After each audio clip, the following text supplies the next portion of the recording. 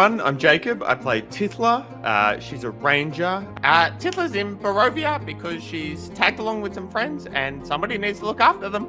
Hi, I'm Haz, and I'm playing the character of Theodore, Satyr, Circle of the Moon Druid, whose main motivation is to find a good revel and turn into a giant angry fey bear to protect his friends, particularly his best bud Tithla. Hello, I'm Josh, and I shall be playing Killian Maxwell, a elf celestial warlock who has been travelling around Barovia for a little while and has joined up with the Tempest Guild to try and find his place. G'day, my name's Tom. I'm playing Jonor, the Aasimar divination wizard. He is here to find the best and the worst of this world, and he's doing it with a bit of naivety and optimism. Hello, I am Raph, and I'm playing Styx, who is a Gloomforged Paladin, on the journey of rediscovering themselves, quite literally, in the land of Barovia. And I'm Owen, the Dungeon Master of our Curse of Strahd 5th edition campaign. A warning, gentle viewer. Curse of Strahd is a horror-themed Dungeons & Dragons campaign, which means you may hear adult language or adult themes throughout this episode. Hello, lovely people. How are you all doing? No one. You can't see anyone yet. Jacob insisted on a special reveal. So, hello, it's me. This is our Halloween special. All of us are dressed up as, I guess, toys. Mine requires a bit of assistance from a picture behind me. Hopefully, everyone had one of these little castles as a child. This is my special costume. I'm Owen, I'm our Dungeon Master for tonight, and this is our slightly late Halloween special, which I can only apologise for. Had some stuff going on last week, but we are back and we are ready to go. Who would like to go next for their Halloween costume reveal? Should we get Jacob out of the way so then we can actually have everyone on camera? Yeah? I can see people nodding. All right, let's do Jacob next. I'll just have... Glorious. I feel like someone should be playing da da da da da da da da. For podcast listeners who are going to be very confused by this segment, Jacob is currently wearing an enormous T-Rex costume. Brilliant, Jacob. Absolutely fantastic. Who would like to go next? Let's do Haz next, hey? Hello, everyone. I'm just Ken. You look outstanding as Ken. Would you like to describe your costume a little bit for us? Because it's hard to take in all at once, I'm not going to lie. Well, specifically 80s rollerblade Ken, as seen in the hit 2023 movie Barbie. Absolutely fantastic. Alrighty, who shall we have next? Shall we have... Let's go Raph next, I think. Let me pull Raph's video open. You're muted. I am muted. It's a professional stream. We are professionals here. I am Conan the Barbarian. Nice. And I knocked this together in about 2 seconds. You put a lot of effort into this because you had a whole extra week to prepare than you would have had otherwise. Well, in fact, I didn't get the memo that we were dressing up until everyone was dressed up on stream. So I had a couple of quick seconds to run around and find Conan the Barbarian. And here we are. Fair enough. And last but certainly not least, let's get Tom's up and running. Tom, you are now visible. We got Ash Ketchum, who would have ventured into Barovia and ended up as a vampire. You are Vampire Ketchum is what's going on here. I'm very much enjoying the vampire Ash Ketchum or the zombie Ash Ketchum. That's outstanding, Tom. That's so good, man. Look, the now wife and makeup skills. That's a lot. Oh, 100%. Let's head across to the webcams so we can enjoy all of us. God, my hair looks sweaty because it is underneath this helmet. So we'll see how long I can last with it on. Welcome everybody to our Curse of Blinsky special. Obviously, whenever Halloween rolls around, we like to jump in and do a very special Curse of Strahd episode, a semi-canon Curse of Strahd episode. Am I going to have to look at that fucking T-Rex face all night long? He's nodding. That's incredible. Okay, good to know. I moved my mic just for this. No, my webcam. Are you going to have back problems at the end of this? No, I'm sitting down. I'm good. I've got the webcam mounted to the roof of the room, so we're good. Would it disturb you to know that you're not fully in frame then? I can see me. I'm good. As long as you can see you, then that's what matters for a stream. That is true. Oh my god. Good fucking lord. Yeah, so we like to do a bit of a non-canon fun aside. We started doing these as a bit of a joke, but they've taken on a bit of a life of their own now, and we've started to have like a consistent story thread running between our Curse of Blinsky Chaos sessions. So I figured we may as well continue the tradition. Now, unfortunately, yeah, we were supposed to do this last Monday. For those of you who are on the Discord, you would have seen the really sad news. Unfortunately, my Labradoodle Lucy passed away on Sunday night, so that's why we had no streams last week. She was absolutely the best dog and miss her so much, but needed that time to recover. I don't know if you can see, you might not be able to see, but I've got the little pup currently accompanying me tonight. She's going to be keeping me company while we do the stream tonight. I am sad, obviously we missed the sessions. I just wasn't quite up to doing them last week, but very excited to be back and jumping in this week.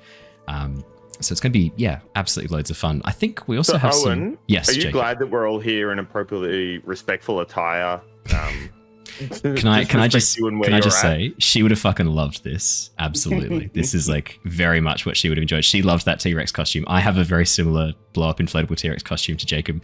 I wore it to traumatize the children of the neighborhood in my parents' place when I was crashing with them on Halloween.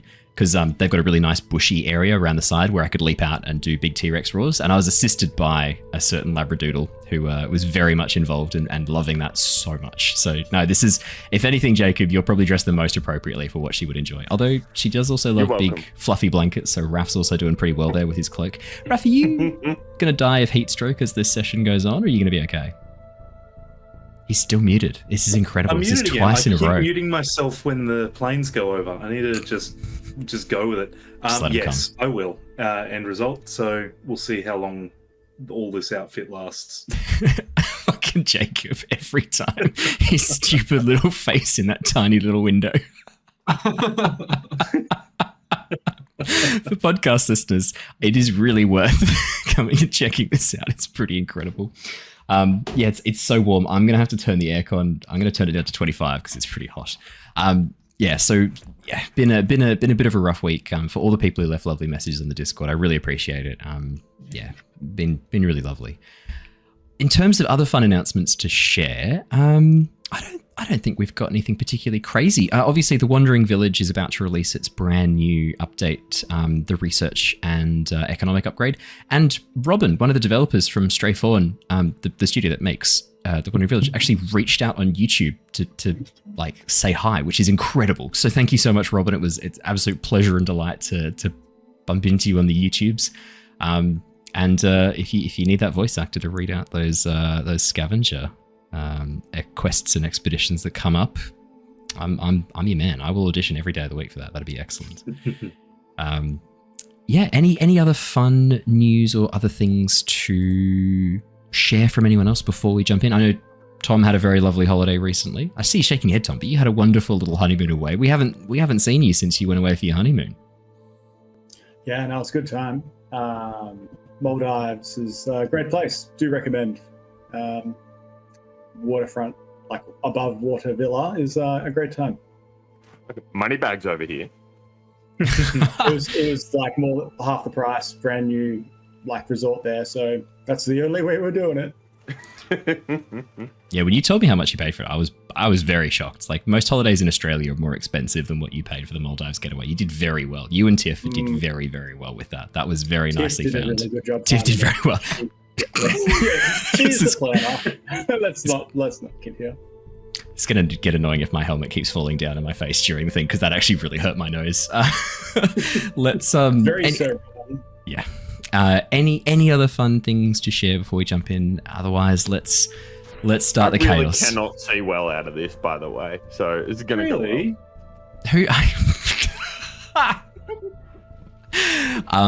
I think this is one of those situations, mate, where you did make this bed, and I think you are going to have to lie in it, unfortunately, for tonight.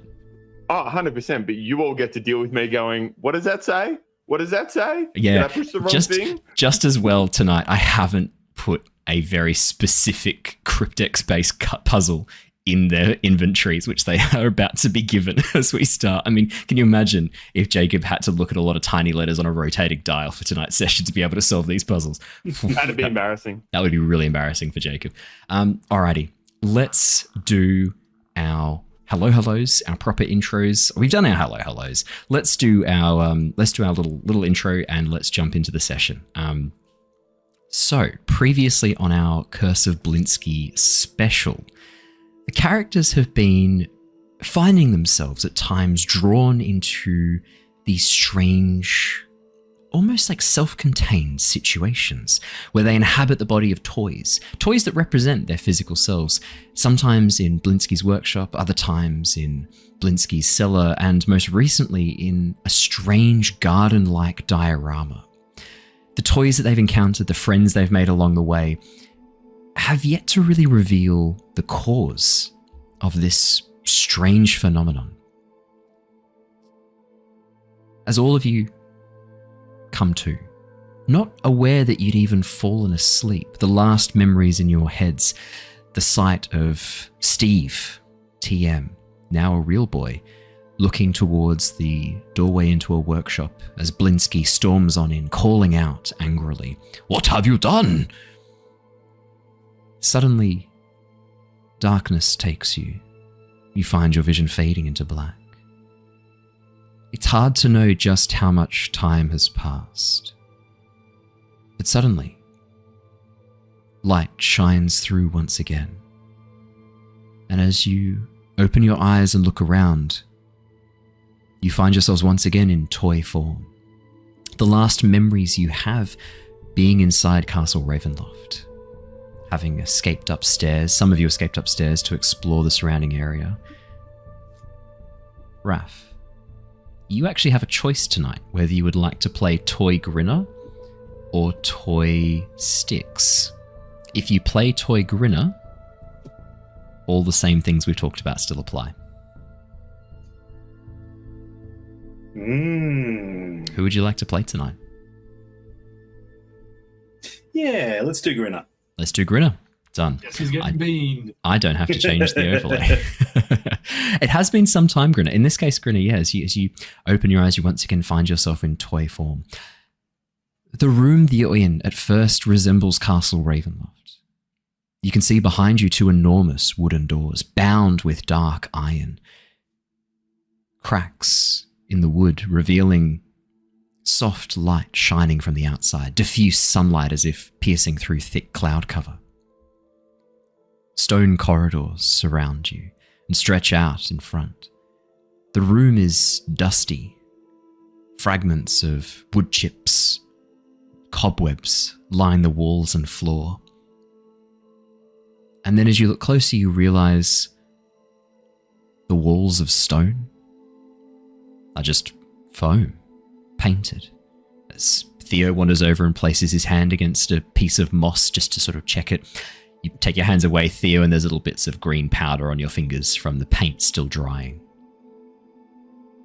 You seem to once again be inhabiting the body of toy versions of yourselves. I'm going to bring you across to a map. You don't necessarily have to do anything with that map right now, but I think it's good for you to orient yourselves and where you are. Well, it seems we are stuck in this shit again.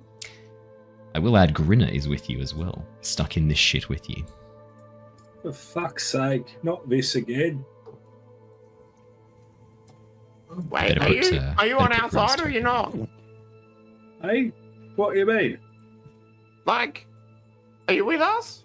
Oh, I should add one thing. Grinner's toy looks exactly the same as you remember, except someone's drawn little vampire fangs on the mouth. Well, the fangs are a bit different. Yeah, I'm with you. You still seem to be an undead git, even in the toy form. Well, I don't really know how to respond to that. You can respond with words. you're made of wood, so maybe you could be your own stake and pierce your heart. Who knows? Okay, that's a bit far, don't you think? Yeah, exactly. Look, well, he's not done too many things wrong for us, right? He tried to, talk to the man, and it just didn't really work out. So give him a little bit of a break. Was getting stabbed in the back once not enough for you, Jonor? Are you so eager for it to happen the second time? I haven't done that to you lot. Yeah, I think that was Killian that did the stabbing. Oh no, I'm just saying perhaps Jonor should have a bit less naivety when it comes to trusting people that might sink something into their back. Owen, that's true. But I've also... You go. You go on. Yeah, but I've known Grinner for many years. That Killian only met just before. Grinner's a good guy. And perhaps I'm too harsh on him still.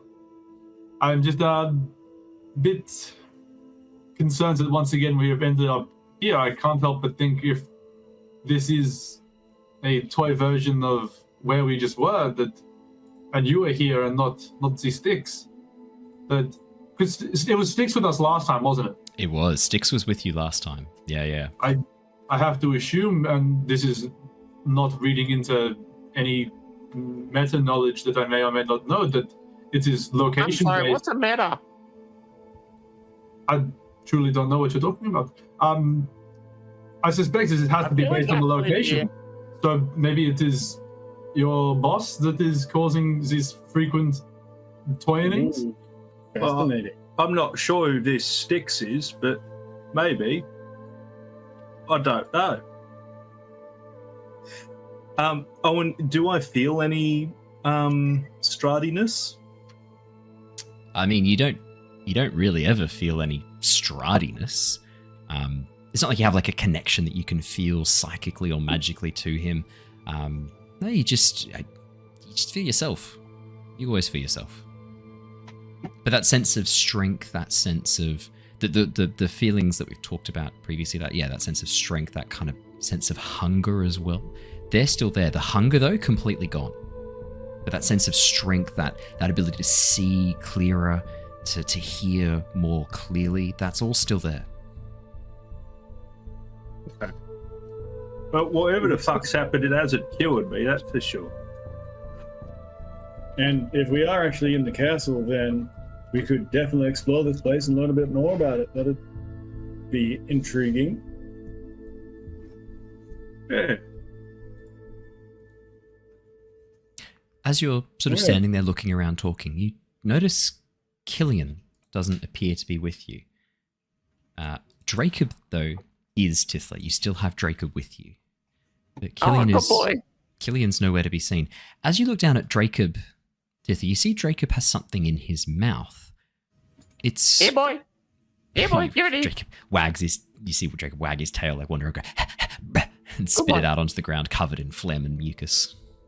Tithla just grabs it 2 hands and just wipes it away, wipes it on her clothes, not knowing what it is, obviously. In your hands, Tithla, you hold a cylindrical metal object.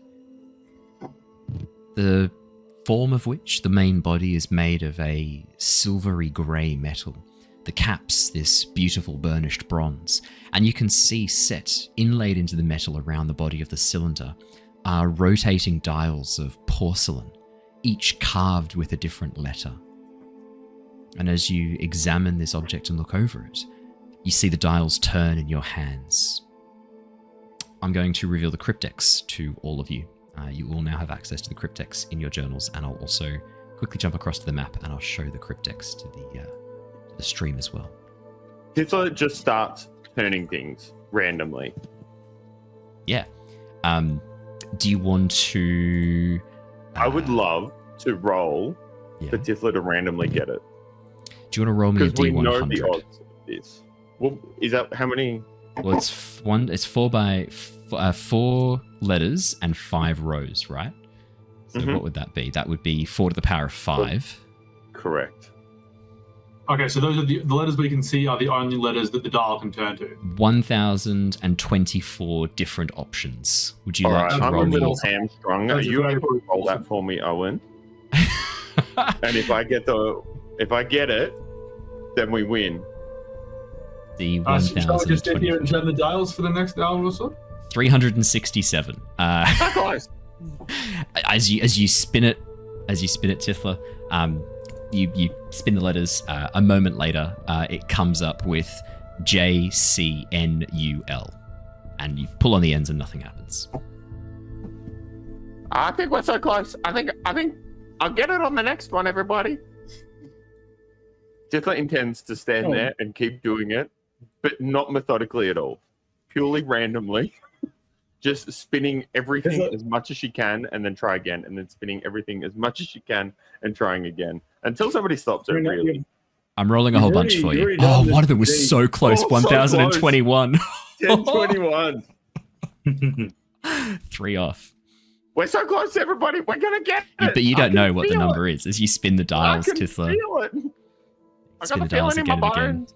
So to confirm, those 4 letters are the only 4 letters that can be spun on that dial? Yeah, so they're the letters. The other thing as well I should mention is as you begin spinning the dial, you can see there's also symbols as well. The symbols, when you lock them into position, they almost look like different phases of the moon. And as you spin them into position, it's almost like it doesn't want to lock on those symbols. It almost looks like they're... do you want to make me a quick intelligence check? Anyone who wants to sort of have a bit of a look. Investigation, or I'd even say perception is fine too for this. It doesn't have to be intelligence. Perception, just to see what you kind of see about this thing as you examine it. 22, Jonor. Very nice. This thing's crushing my head, this helmet. I'm starting to feel like my brain is being compressed. 22 for Jonor, 20 for Theo, 8 for Styx. Are we playing Styx tonight, Raph? Oh shit! No, I've got the wrong one up. You just need to tell me which one you're doing, and I'll put the right token on, and we'll switch over. It's up to you. You can pick which. Definitely doing Jonor. Just have the wrong D&D Beyond. Definitely playing Jonor. Jonor, who are you going to play tonight then? Tom, who are you going to play? I'm playing Jonor. I think Raph's playing your character. You're going to need to find another character. Van Catcham. Clearly Van Catcham. Tithla has been looking at the code and she thinks she solved it. Okay. Oh, okay. What's she thinking? TCADE. Tithla can always do everything. I've got it. I've solved it. As you spin the dials into position, Tithla, you hear a gentle click. I've done it. As you pull on the ends, you're sure it's about to open, and then you hear the sound of a gentle sloshing from within the cryptex. This almost liquid-like noise. But the cryptex doesn't open. It's wet on the inside. Tithla, I think perhaps if you try and force that open, it will ruin whatever is contained inside. So perhaps maybe we don't be too rough with it. Oh, okay. Would you want me to try something else then? Maybe just hold on to it until I suspect there will be some manner of clue early on. And I'm looking around, Owen. Do I see anything in this room that would give some manner of clue? What if we go? Let's never abandon. Really, ever. LNARE. Okay. Theo reaches down to take it off. Tithla, I need your goblin eyes to have a look around the room to see if you could spot anything important that will help us work out why we are here. And I can do that. Yes, thank you. I'll hang on to the cryptex until you are ready to solve it. It did not work. Are you sure? Tithla, as you pull on the ends again, Tithla, there's a sudden smell, this little acrid smell of almost like this acidic. You swear almost for a second, Tithla, it kind of smells like vinegar for a moment, and you watch as a single drop falls from one of the ends of the cap, landing on the floor. I'm so close. Take that offer and put that in my pocket. You look around for clues. We will solve this later. Okay. Am I doing an investigation check? Yes, please. Okay, I'm just trying to see which one that is. It's that one. Good. Did my perception reveal anything of the room around me? 11. Yeah, let's do that now. Actually, let's do your perception and investigation checks. Let's do. Where's your? I can't see you. Oh yeah, 20. Yeah. Sorry, having a moment there. Theo, as you have a bit of a look around the room, you begin examining. You can see that the wooden doors behind you are closed tight. As you sort of pull against the doors, they don't even rattle. And as you look over the hinges, they're painted on. These aren't doors at all. This is just part of the wall someone's painted. As you look over towards the sides, you can see the braziers, which are glowing with a soft orange light, which you mistook for firelight at first as you have a bit of a closer look. There's no fire in them at all. In fact, there's these little glowing, almost like sticks of incense, but glowing with this orange magical light. No fire at all. The room is constructed. It looks like a mixture of foam and maybe a soft plywood-like material. And it's been painted beautifully, meticulously. Someone's worked very hard on making this diorama or this model.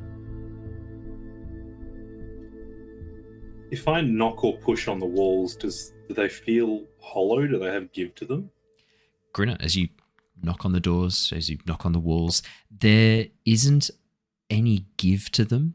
It seems to be made of some rigid foam-like material. As you knock, it doesn't have the cold, hard texture of stone. In fact, your finger sinks in a little bit, or your knuckle sinks in just a touch, but springs back very, very quickly. And as you push with a bit more force, you find that it compresses a little bit and then pushes back, fighting that compressive force. You think it's going to be a lot of work to try and break down through the walls, especially in your toy form. Jonor, 22. As you investigate the cryptex, that smell of vinegar and the sound of liquid rattling within, cryptexes are often arranged to keep information hidden and ideally prevent someone who doesn't know the code or someone who shouldn't have access to it from reading it. Often a very plant-based fiber, like a papyrus, is used as the base for the note, and then a vial of vinegar is then placed in or around it so that if someone tries to force the cryptex, that vial breaks and the vinegar dissolves the parchment, often within seconds.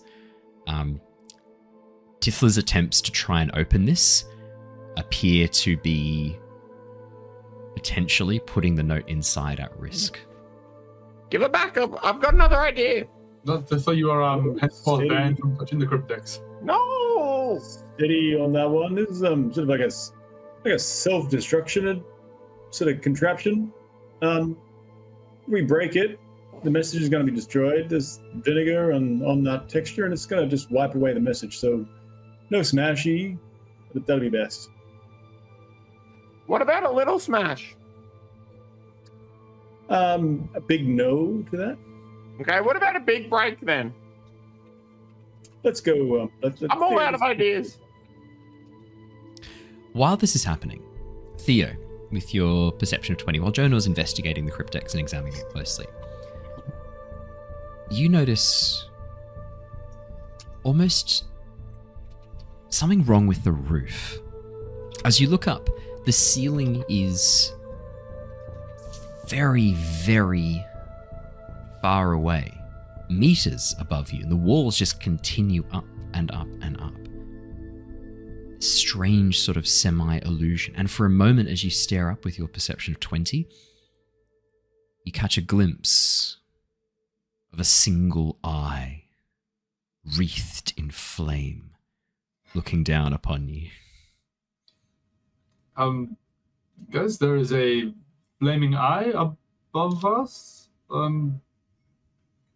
I believe we are being watched. Kind of creepy. I have to assume it is the Steve TM again. Should have beamed him when I had the chance. Why don't you plant one of those beans again? Well, let's...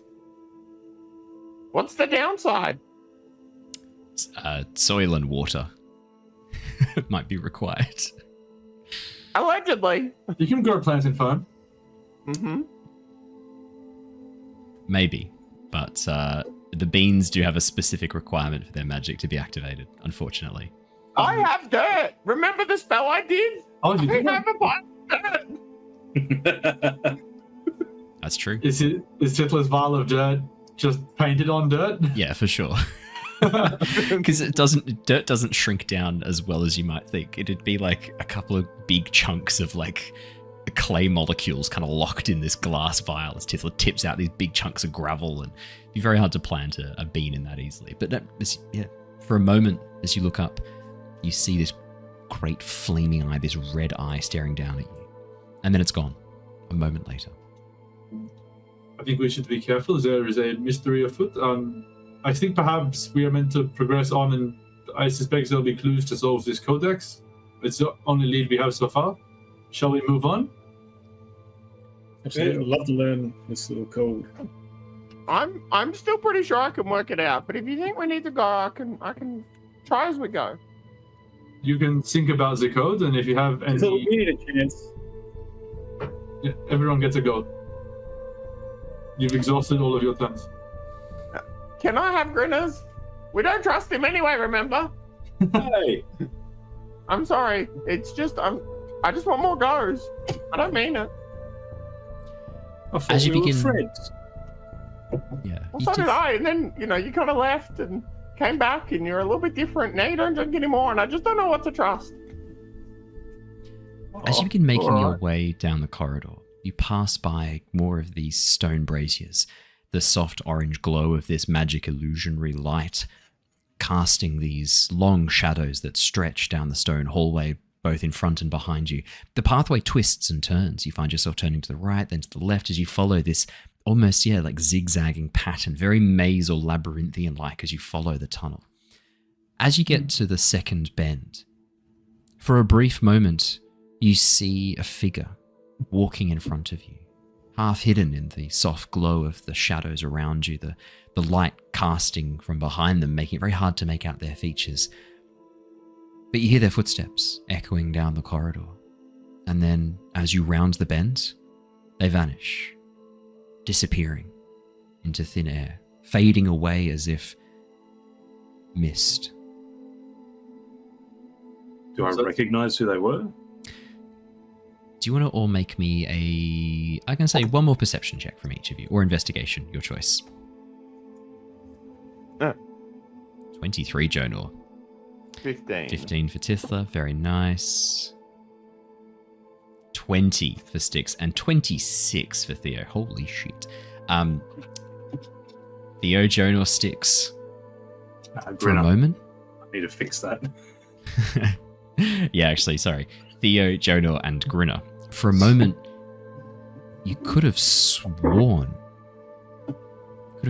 you just saw the abbot wandering down the corridor, looking around in confusion as he gazes from side to side before vanishing into thin air. Real abbot? Toy abbot? Hard to say. With a 26 for Theo and a 23 for Jonor, a toy version of the abbot. The articulated joints not quite lining up. The bald head polished and shiny in the glow of the lights around you, much more than skin can ever be. And there's 2 slots on his back where you can see wings are attached. And then else just see spooky toy abbot just walk past and disappear? Saw something.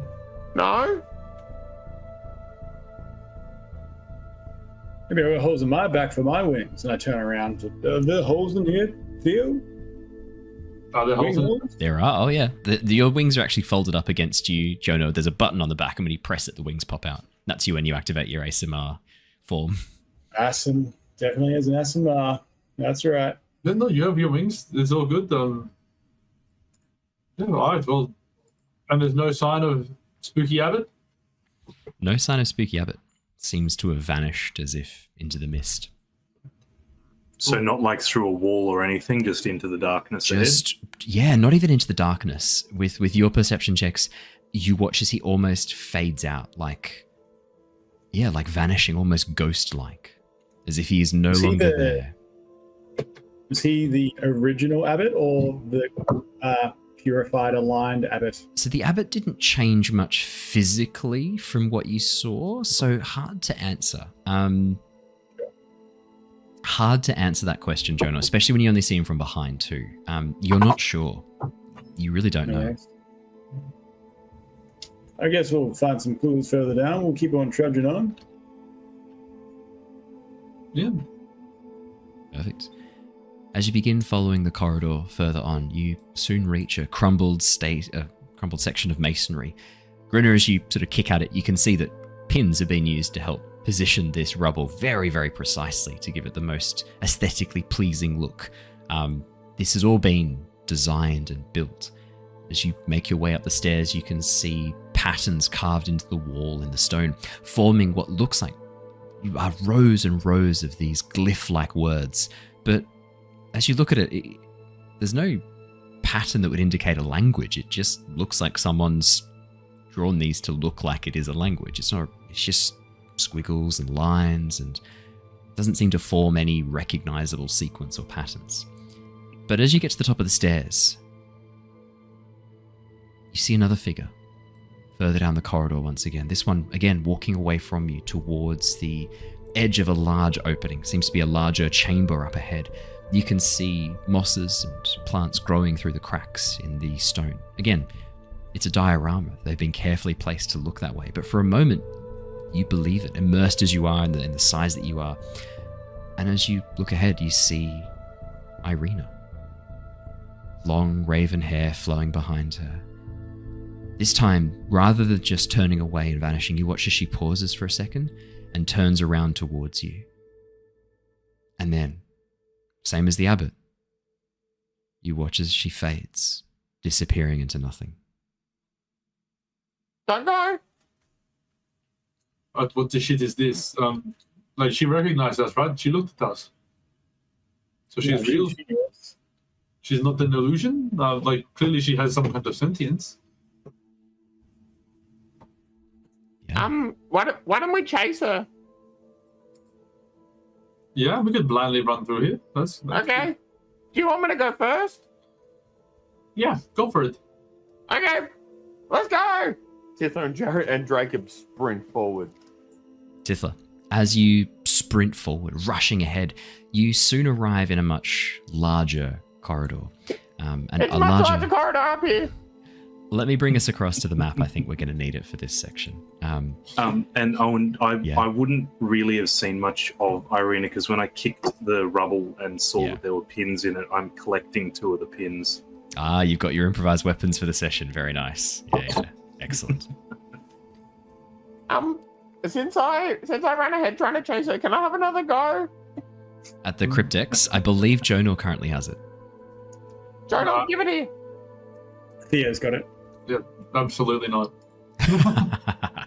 Why as not? you rush forward, so before everyone else rushes forwards, let's deal with Tithla first. Tithla, as you rush forwards, you soon find a much larger chamber, a set of stairs leading up to a blank wall.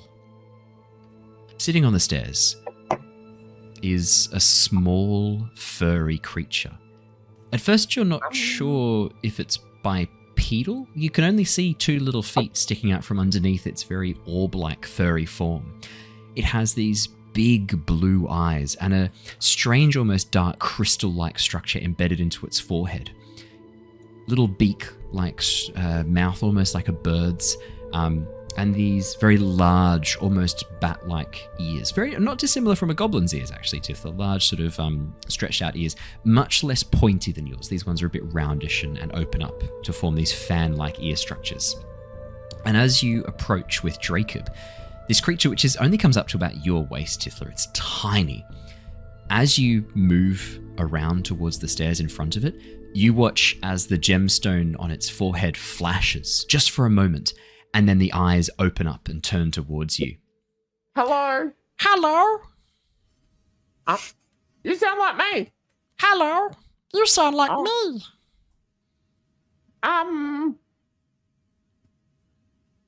Okay, so you don't do what's your name? I'm Clawby. Clawby? That's not what. My name's Tithla. I know. I fucking love the Curse of Strahd Blinsky specials just because I get to tap the vast network of 90s toys and just cause chaos with it. That is a fantastic impression, by the way. Thank you. I practiced it. I'm not sad to admit. Well, maybe I am a little bit sad to admit. Yeah, Tithla, as you look upon this little furry creature, I'm going to say at this point, the rest of you kind of rush up. There's a corridor leading towards the east that stretches out from you at this point as well. Tithla seems very much enamored with this tiny furry creature. Jacob even, you can see Jacob sort of moving forwards and sniffing at it. You watch as the little furry creature sort of goes and then sniffs Jacob back. it's just sort of sitting on the second step leading up to this blank wall. One of the braziers next to it is again glowing with this soft light. The other one on the other side is completely dark. The magic seems to have faded or hasn't been finished. But the rest of this room seems to be in a state of disarray. Can I do a nature check to see if this creature that Tithla's spending time with is anything that Theo recognizes from the natural world?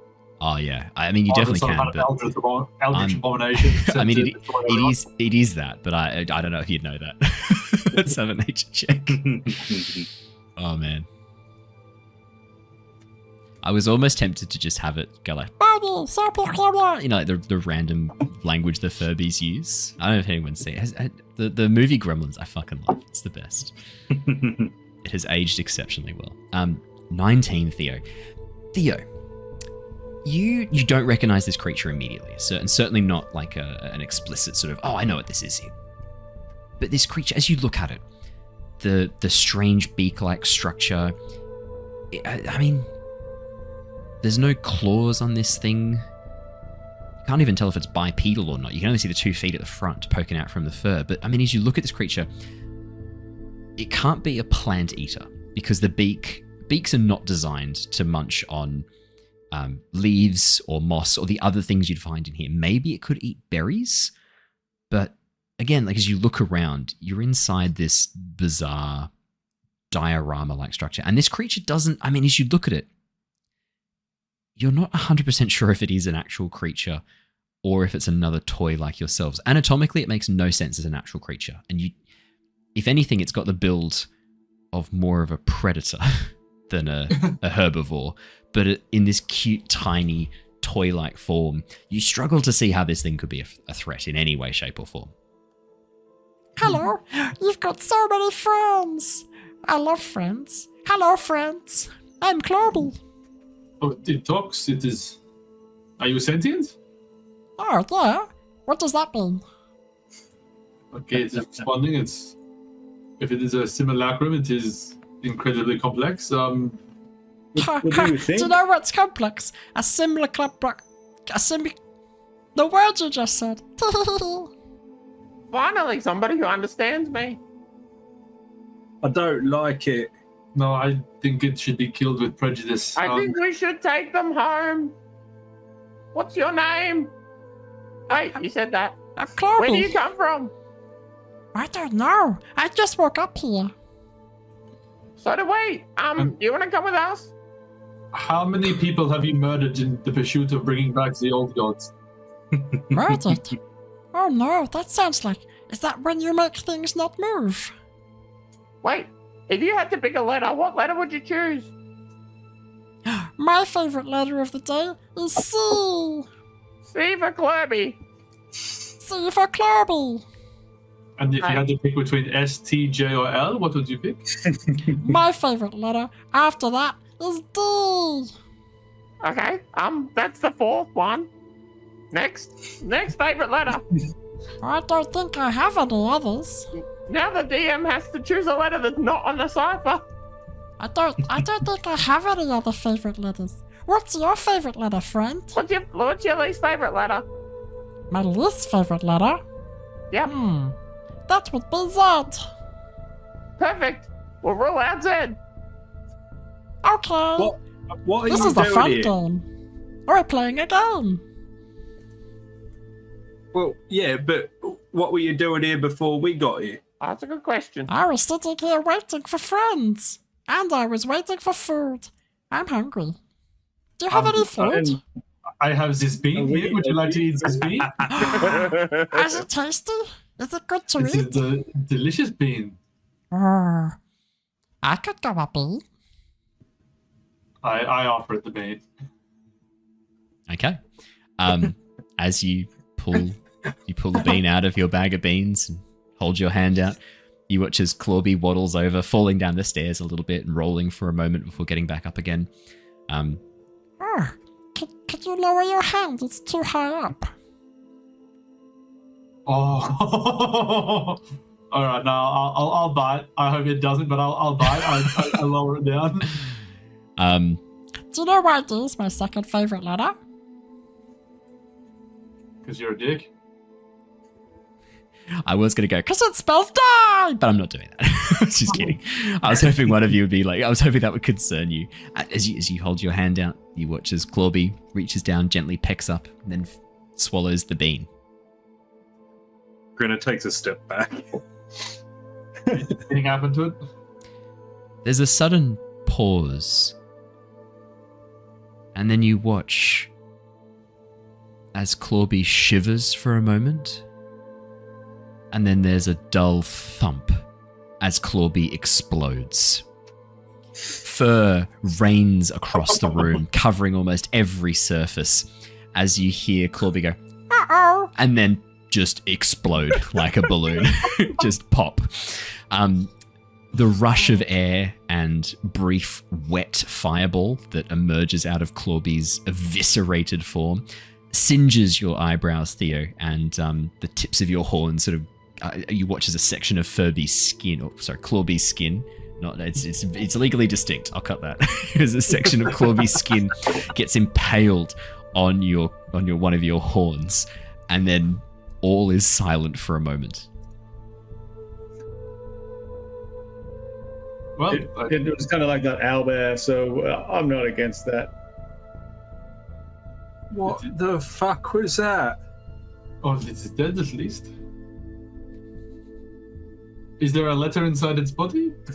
If there was, you suspect the fireball that just consumed it might have burned it away to nothing. But fear not, Theo, because as you sort of look down at the remains of Clawby, there's a muffled thump that you hear from behind the doors on the upper section of the stairs. Thump. Thump. And instead of opening, you watch as the doors suddenly shudder for a moment and then collapse, falling forwards. Emerging from inside, an enormous, monstrous furred form. Massive claws, piercing eyes, and a beak filled with teeth, a sight that would drive lesser mortals mad. Where is my son? Can I have everyone please roll initiative? Mitchell's versus the machine dust. I think we're best friends. Well, shit. And I will put Clawby up on the... There we go. Fantastic. Can we get a refresh of health and spells and all the rest? Of course you'd want the rest. Yes. Yeah. It's Jonor's signature move. So let me just quickly fix these. So sorry, we can consider having had a long rest because I got nothing. Yeah. So it's always we always do the Blinsky specials are always sort of one shots. So yeah, we always start with full. I'm now 20 that. Concerning. It's not bad. Well, because we die.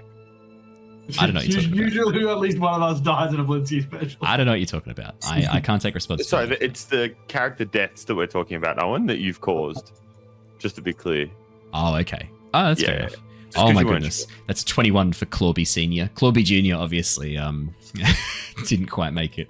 So we've got Clawby on 21, Grinner on 20. Is that right? Yeah, Grinner on 20, Theo on 20, Tithla on 7, Jonor on 4. This is going to be fun.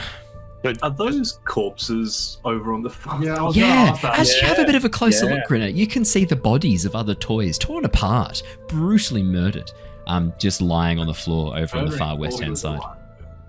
No one asked for any perception or investigation checks to examine Clawby, so I felt no need to share more information than was required. Let me chuck some killer battle music on. Let's go Imminent Threat. I think that's a good choice of track for tonight. Yeah, there we go. Alrighty. Looks like Clawby's up first. Theo, Tithla, and Dracob.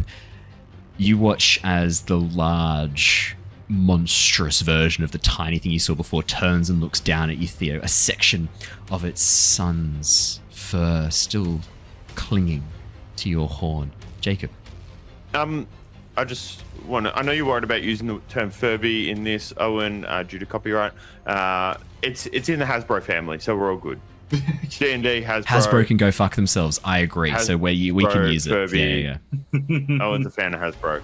I'm not absolutely. Hasbro can suck a big one. Yeah, no, not a fan of Hasbro in any way, shape, or form. Hasbro can fuck right off. So, allegedly. No, I'm happy to. In my opinion, Hasbro can fuck right off. Allegedly. So, as Clawby Senior looks down and sees the fragments of Furby of Clawby Junior still falling from the ceiling, as it looks up, you see the beak attached to the ceiling sort of open and then just drop, clashing on the floor. You watch as the large creature turns and looks down towards you, Theo, Tithla, and Dracob. What did you do? You did not tell me he was allergic to beans. Would you like to try it? It is clearly a good bean. The beak comes down, and for a moment, Theo, you think, hey, this problem solved itself. Unfortunately, the beak doesn't grab the bean, it grabs you. As you are... well, let's see if it hits you. Does a 19 hit you, Theo? With the new changes to my character sheet, I think it might still. Oh yeah, very much so. I like that he gave it a red hot go to try and get out of it, though. Like, kudos to you. As the beak comes down and slams into you, Theo, these teeth, which were hidden up underneath the beak, just immediately shoot out and stab into your form. You are going to take... that's 19 points of piercing damage, and you are currently grappled as the Furby grabs you and raises you up. Tithla and Dracob, you're not safe from this either, as the Clawby's two enormous feet slam down, one for each of you. Tithla does... How much damage did I take, sorry? 19 points of piercing damage. Okay, that's not no damage. It's not no damage. Tithla does a... 14 hit you? Probably not. No, just misses. Just misses. And does a 13 hit Dracob? Probably not. Fuck no. Damn it. Sucks to be. Never mind.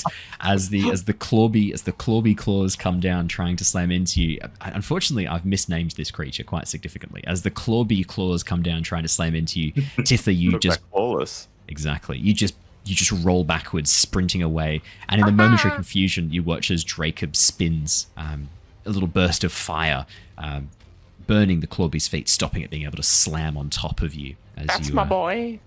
As you dodge back out of the way. Perfect. That is Clawby's go, which brings us to Grinner and Theodore. Who has the higher dex out of the two of you? I'm a flat zilch. Oh, okay. I'm a +1. Grinner, you may go first. So, the other room that we were in didn't have a ceiling, did it? It just kind of kept going up with really big walls? Yeah, the walls went way, way up, and then high above you could see the ceiling.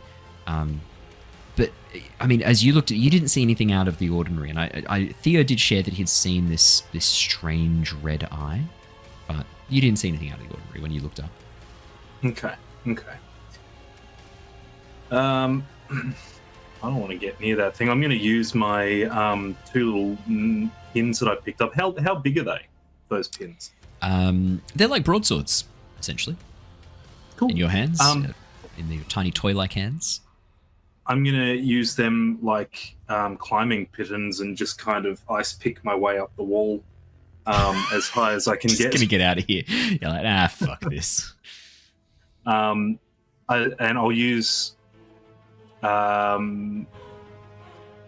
probably like half my movement to get as high as I can halfway up the wall. Do you want to make me an athletics check? Let's see how you go. Oh no, you've got a climbing speed now. Oh, do I? Because you're vampire spawn. I was looking for it, but I couldn't find it. But I should add it in. You do have a climbing speed as a vampire spawn. So you have a climbing speed. You don't even have to make an athletics check. You can just use your movement to climb up the side. Using the pins, I think I love that fits perfectly. But yeah, I mean, you don't need them. All right. Well, in that case, I get. I'll use half of my 40 feet, so I'll go 20 feet up the wall. Okay, fantastic. And then try and sidle along the wall another 20 feet. So that's going to be what? Well, You've used it to there. Yep. Is that right? Yeah. As you climb up the opposite wall to where Clawby has emerged from from the double doors. And then I'm going to, and tell me if I can or can't do this, but I'm going to kind of get my feet up under me and launch myself off the wall and try and land on top of it. That will require an athletics check. Let's see how you go. Okay. I'm looking forward to this. Cool. 20. Grinner. Damn. As you get into position, you get the 2 pins in either hand ready. You loosen them up so that you're kind of using the pressure downwards to hold them in position. And then as you get yourself in a standing position up against the wall, kneeling just underneath your arms at your sides, you pull the pins free and push off at the same time. As you sail through the air high above Theo, Tithla, and Dracob, you fall onto the top of the Clawbee's head. Get off! As you land on top of it. Do I have enough for attack as well, or is that kind of me done at this point? I'm going to say if you wanted to turn this into... You're landing into an unarmed attack, so as you push off from the wall and land onto it, you could have that be all one action if you wanted to combine it into a single unarmed... Oh, not unarmed attack, sorry. If you wanted to combine it into a single improvised weapon attack, that'd be perfect. Yeah, for sure. I'd allow that, for sure. Because it's all kind of one movement. As you climb up using your climbing speed, bonus action and action, you're kind of combining as you push off the wall and slam the pins down into the top of the Clawbee's head. Are you aiming for anywhere in particular? I would like to... Yeah. No, actually not on this one. I'm just going to aim for the top of the head, try and go for a top-down lobotomy. Let's go. Top-down lobotomy. Jesus. That is a 16. That is the armor class. That is 4 points of, I'm going to say piercing damage with the pins. We'll change it to piercing damage. As you slam the pins into the top of the Clawbee's head, the Clawbee lets out this... As you slam into it, and then kind of pauses for a second and goes, That actually didn't hurt that much. Well, shit. And I'm just going to use the pins as my little grippies and hold on for dear life. Fantastic. Theodore, you are currently grappled and in the Furby's mouth. You are muted, Has. We're going for... Everyone's going to be muted tonight. It's going to be a whole thing.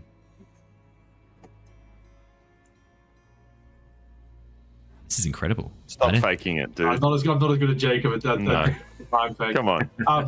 It looked like you had a hard-boiled lolly in your mouth and you were trying to work out how to do it after, because you hadn't put your teeth in this morning and you were just like rolling it around your mouth. God, I can fuck with the word of the original. Alright, I'm going to violent shape into my Bjornling form as my bonus action. Animorphs mid-beak grab, just elongating out, and I just kind of flopped over in its beak in my large Bjornling form. And then I am going to slice and dice him. Without trying to free myself, I'm just going to turn around and just snap at his face with my bite. Fantastic. Make me an attack. Take it across. As you... Natural 1. I don't know if you remember, but the last time we did the Blinsky special, I think it was within like 8 or 9 rolls, we had 7 natural 1s within a short span of time. It was insane.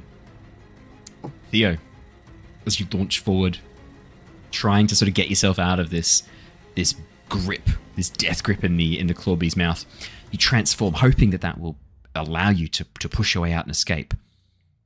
If anything, it traps you further. As you try and push yourself free, you feel the teeth begin to dig into you even deeper. When I transformed, did I get a toy version of my metal claw attachments snap into place, or yes. Are they? No, they're 100%. You've got your metal claws. Yeah. Then I would like to rake said claws over this fur dude's head. That's a 9. As you go to rake them over the head, again the Clawbee just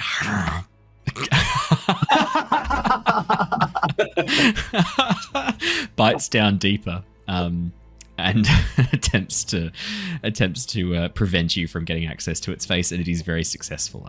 It's almost like the beak just kind of covers the position, so you can't see what you're doing properly. Yeah. It was a nice try. Then that's about it. I flop there ineffectually.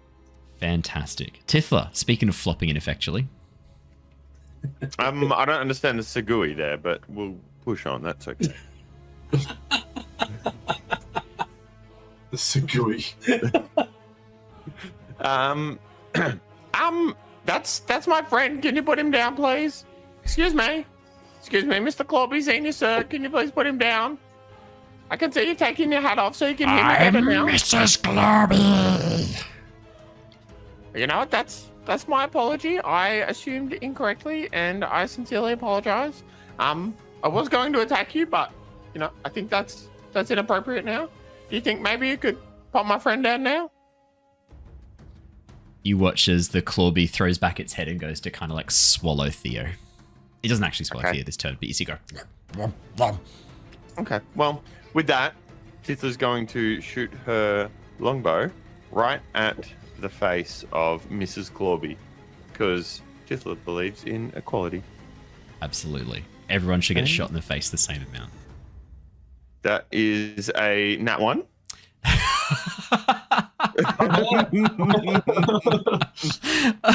I don't know what it is about Blinsky specials, but we just get so many nat 1s.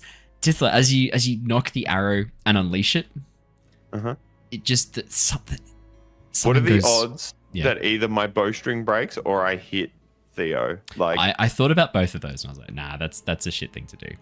As you pull back the bowstring, as you pull back the bowstring, Tithla, you knock the arrow, you get it in position. The arrow just falls. Oh, we've had advantage. We've had advantage redeemed. Tithla, you may roll this with advantage. Woo-hoo! Dalton Elkins has given you advantage. You may. That was Get ready for another nat 1. I'm so ready for another nat 1. That would be outstanding. I would love it. That was a 13. That's 22, baby. 22. As the arrow almost falls off the bow, you realize, Tithla, that there's a little tube you have to put the arrow in on your toy form. As you put it in and pull back the rubber band and then unleash, the arrow flies through, striking into Clawby. Would you like to roll me some damage? I would love to. So we'll do the normal damage. Oh, can I go back? I forgot the Hunter's Mark. Can I Hunter's Mark first? I will allow it, only because it has been a week off since we last played D&D. You know what? Never mind. I'll do it after this. Tithla hits with that, and then Jacob is also going to infuse that. So that's 7 off her bow. And then, sorry, there's different tabs for Jacob. It sucks. It's annoying. Jacob. And then for the infused, there's an extra 1d6. That's another 2, and so it's all magical. So that's 7 points of damage on that. Now that's the 2 from Jacob. Yeah, that was 9 points of damage. Thank you. Yeah, sorry. That's how maths works. It started 2 to 7 and got 7. It's really quite impressive. I know, I'm amazed. As all I can say is this dinosaur suit smells when I'm the only one in there. It's messing with my head. Who wants to tell him that it's not the dinosaur suit? I shut up. I don't understand. As the arrow flies through and strikes into Clawby's, let's say lower jaw, the arrow sinks in deep, and then you see that it's actually just on a little suction cup that's gone and like suctioned onto the lower jaw. Yeah, onto the lower jaw. For some reason, though, this does seem to deal some damage to Clawby. You watch as the enormous creature reels back and lets out a roar that echoes through the caverns around you. If you didn't like that, you're probably not going to like this one as well. Then, and Tithla reaches into her just her pouch that's on the side of her, but it's not really there. So she sort of just like magically pulls out a berry out of her like painted on pouch that's on her hip, and throws it at Clawby to Hunter's Mark. Very nice. And then Tithla will fire another arrow. With 24 to hit. That will hit. Let's see some damage. That is that lingered. That's a 11 from 11 more the points bow. of damage. Absolutely. And goddamn, I gotta do the. There it is. Hunter's mark. That's a 1 from the hunter's mark. Well worth it, everybody. Well worth it. Go team. Cool. How about that? It's pretty funny. I don't know what is going. I don't know what is going on with us, but we seem incapable of rolling really well tonight. I don't know what it is. Clawby doesn't. Clawby's rolling really well. That's a very good point. I'll mark that damage off, and it is anything else on your turn, Tithla? Yes. So, in terms of order of operations, Yeah. we decided that Jacob effectively goes immediately after Tithla. Is that correct? That's correct. Yeah. Perfect. So his reactions then reset after Tithla's turn and can have a whole turn. So I can't instruct him to do anything, but he can infuse. Well, yeah. Because I Is would there have to anything- use a bonus to instruct. Exactly. Yeah. Perfect. Thank you. I'm done now. Jonor. All right. Gotta Was somebody catch 'em going up all. by one of the Clawbies? And was there a misses that I heard as well? Are there two? Just the one, but Jacob misgendered it, so it just corrected him gently. Oh, okay, sure. Not very gentle, but I appreciate it. I deserved it. Well, really, Tithla made the mistake, not me. Good out. Theo was being held by it before. Is that still the case? Theo is still in its mouth right now. As it bites down, you can see these Okay. rows of teeth inside the beak, currently eviscerating Theo's Bayonling form. Nope. Oh, be only form. He cares Jonah's so gonna much less. I run love that. He's like, right. oh, he's in wild shape. It's new wild shape though, so if I die in wild shape, I am just dead. Actually die. Yeah. Oh. Yeah, so it's temporary hit points. Oh, So he tempting. gains. Yeah. No, that is not food we need. That's Theo. And Jonah's going to run past everyone. He's using his 30 feet of movement to get up to here. And how high up is Theo? Is he within 5 feet? Yeah, he's within. I'd say if you reach up, he's 5 feet above you. Yeah. Okay, cool. At this point, I look up to the giant Clawby. You will get your stinking dirty hands off this Bayonling, and I then start to cast a spell. I have a bit of a crack in space and time in front of me start to erupt, and I cast Thunderstep as I grab Theo and try to pull him with me through the rip in space. This time Theo happily goes with it. He knows what's up now. I figured you might. Jonah, where would you like to step out from your Thunderstep? We're going to go as far left as we can, so above, just north of the female corpse on the left side of the room. Brilliant. That will bring Theo with you. Did you still want to be within 5 feet of Clawby so that you can activate the thunder damage on Clawby, or did you want to be a little bit further away? No, a little bit further away. So when I grab Theo, there's a thunder boom. Everything within me then gets 10 feet gets damaged, and then we just go within. We disappear 90 feet. Perfect. So damage to Clawby, and we. That will include Tithla and Jacob as well, just so you know. And Grinner as well. 10 Grinner feet? should be just far enough away. Yeah, because of where the Clawby's kind of facing. So the Clawby's facing in this direction, right? And you run up to get Theo out of its mouth. So Theo's like here, for example. Grinner's safe. Oh, Grinner's on it, remember? Oh, yeah, sorry, that's right. You jumped on it. Grinner's definitely going to be rolling. So, yes, everyone's going to be rolling Okay, this. so I literally hit everyone. Yes. Okay, that is different than what I was expecting. It's Blinsky. Go for it. We have had let's someone do it. ask, is Theo getting Furby-vored? Yes. Welcome to Curse of Blinsky. Emphasis on the curse. Yeah, I was going to say, big emphasis on the curse. We're doing a bit of attack on Ty Tom tonight, apparently. So, let's go. That fucking All right, T-Rex and a crack costume. of thunder pops out as we get sucked into that little void of space and pop out the other side. I'm going to need some Dex saving throws. Is it? Yeah, Dex for Thunderwave, isn't it? So Grinner, Clawby, Yeah. Tifla, and Think so. Jacob. I'm going to need dexterity saving throws, please. Clawby's rolled a natural sorry, 1. Don't con. worry, we're back. Fucking hell. That's a 6 from Grinner. That's definitely a fail. 25 from Now we're Tithla. And an 18 from Jacob. 18 from Jacob. Okay, we're all okay. It's just Grinner and the Clawby who are going to take the full damage from this. Jonor, would you like to roll damage? So the team is good. Oh, sorry, Grinner. So, Grinner, that was a joke because you're not on the team anymore, if that wasn't clear. So I was just saying everyone who is on the team, like, sort of didn't get hit by that, but everyone who's not on the team kind of does get hit, just to be clear. Just Sorry. Say paid. You're so mean to me. So mean. I hope you know it's personal. Fucking hell. So, Grinner and the Clawby both take 18 points of thunder damage. Theo and... Oh, yeah, Theo. I'm going to need a... Oh, no, you're safe. You're pulled out of it. Sorry. So, Tithla, you're going to take half damage from this. And Jacob's going to take half damage too. Because what's your DC, Jonor? I'm guessing 16. Yeah, so you're fine. 16. Oh, it's not a... Sorry, it's not a dex save. It's a con save. Does that change anything for anyone if it's a con save instead? Probably. Let me try and get real close. Yes, that does change things for me. How badly does it change it for you, Grinner? From a +1 to a +6. Oh shit! So that's a 12. So it's still not a pass, but at least it's better. Tithla would be a 20. Yep. And Jacob would be 17. Yeah, still fine. 16's the DC, so nothing changes.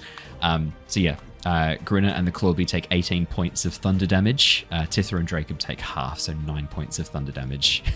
As the T-Rex gets knocked back. I'm going to be honest, I missed that. How much damage? 9 points, half of 18. Thank you.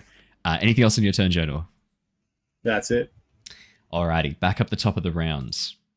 You watch as the Clawby roars, spits Theo onto the ground. It's not going to try and swallow you, Theo. And you watch as the gemstone on its head begins to glow for a moment, and then it focuses and looks around. Jacob, it looks like it's going to be the most awkward for you to do this. Can I get you to please roll me a d4? You can, yes. I would love to do that, and I don't feel at all targeted by this. Now, Okay. Hilariously phallic at this 3. angle. Jacob, ironically, you've also just identified Tithla as the target of this.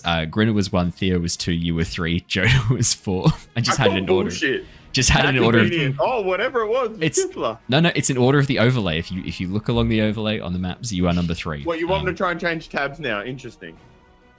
I'm not worried about that. I'm quite happy for you to take this. Tithla, I'm in as T-Rex arms, okay? as the light from the gemstone begins to shine upon you, you Tithla feel starts this. singing. Yeah, you feel this sense of joy and wonder begin to flow through you, Tithla. You feel this sense of delight as a giggle bursts out from between your lips. Could I please have you roll me a charisma saving throw? Oh, God. Is this a spell? This is a spell. Or as I that's a detect a 13. spell? If I see it casting a spell, I hear the words and the weave sort of combine together, and I'm not having any of that, and I'm going to use my reaction to create a crack of thunder that breaks the casting of the spell. What level are you counterspelling at? Or just a typical 3. You don't have to roll anything, 3 is enough. As the counterspell goes off, Tithla, as you feel the sense of joy and wonder and delight fill you, Jonor just looks towards you, shakes his head, and then clicks his fingers, and this burst of thunder breaks whatever magic there was, and you go back to feeling your usual self. The sense of joy and delight and wonder flows away as briefly and as quickly as it came. Joy to the world, I am still here. I won't be gone. It's not the Christmas special. Save that for later. As the Clawby sees you do this, Jonor, you watch as it fixes its beady eyes on you. I will haunt your dreams. It is going to. Or you gotta do it. You're gonna have to fight off the hack. I've got a lot of company of people haunting my dreams. And the Clawby is then going to try and... Oh no, you're too far away. Yeah, it's just going to try and throw Grinner off. Grinner, could you make me a dexterity saving throw as it tries to flick you off its head? Not much left it can do. Betcha. That is going to be... Can I argue strength for holding on? I would argue, yep, I'd allow athletic, yep, absolutely. Strength saving throw is absolutely fine here. Dexterity or strength saving throw for sure. That's an 8. Grinner. There's this momentary pause as the light shines from the gemstone that you sort of let go of your grip just for a moment. And it's at this moment Clawby throws its head back. You are jettisoned towards Theo and Jonor, smashing into the wall above them before dropping to the ground below. You are going to take 6 points of bludgeoning damage as you then fall prone at Theo and Jonor's feet, having just been flung backwards into the wall. That is Clawby's go. Grinner, rather appropriately, it is your go next. Good. I dust myself off. Getting knocked around is going to fly me into a rage. That's fair. So I will rage. Jacob's having way too much fun with that T-Rex suit. And I'd love to be one of his neighbors right now, just seeing the silhouette in the window of this fucking raptor, just doing like little head swizzles. And because I am right against the curtain, so it would very much be see-through. Can I do this every week? This is fun. I'm finally having fun on a Monday night. How are you going with the smell inside the suit? I've given up on that. If you fart, it sort of kills that whole thing pretty quick. It's a classy stream we run here at the Lost Archives. Rawr. Keep it classy. I'm going to try to rage pull its bottom jaw off. I'm going to say this falls under an unarmed strike. All right. Unarmed. Ooh. Yeah. He's got an idea, I can see. I've just realised that I have vampire claws as an option. Yeah, you do. As well. Exactly. You can use your vampire claws to tear off its jaw. Yeah, I'm going to try and do that. What do the toy version of vampire claws look like? You watch as Grinner has to reach over and like a slider on his palm. He has to like run it forwards, and you watch as the claws slide out from inside the hollow fingers. Nice, I love it. Yeah, it's to like slide. Like Wolverine's brother. What's his name? Sabretooth. Yeah. That one. I got a nat 20. Oh shit! Okay. This is going to be some insane damage. So that's a 5 plus. You get an additional 2d4, so that's 8. So that's 13 damage. Can you also please roll me an additional d8, Raph? I can. 2. Alrighty, that is going to be 15 points of, I'm going to call this, I guess, slashing damage as you try and like rip its jaw off it. I guess this would kind of fit.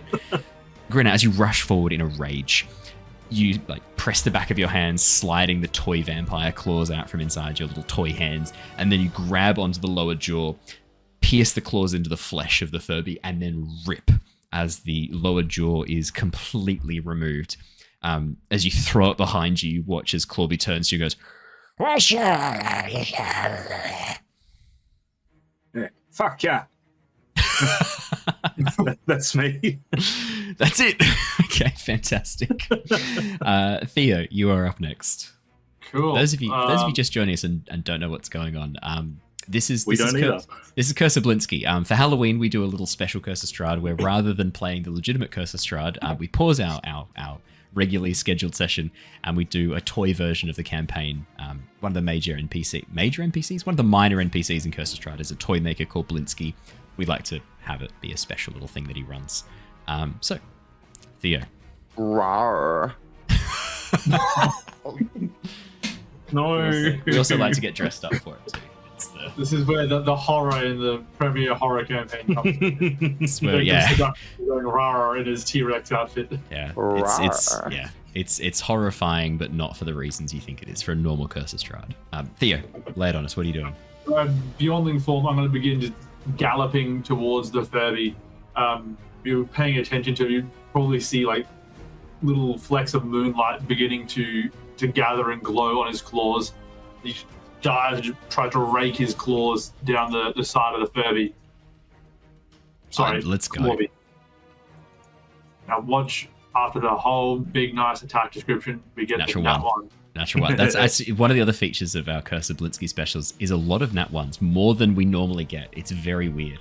22, 11 slashing damage. That's definitely going to hit. Let me mark that off. Theo. Plus the d6 for the claws. Now that is radiant damage with my new. I don't know what your rule for the claws. If they also become radiant damage. No, they're still slashing. Oh, so then 11 radiant, 4 slashing. Let me. My moon infused claws gouge into his disgusting eldritch fur. The clawbeak goes to say something, but without its lower jaw, all it can manage is as its tongue kind of lolls around, hanging out, much lower than you thought. Without the lower jaw there to support it and hold it in place, the tongue's kind of going. Going to snap my jaws into that wound that I just opened up with my thing.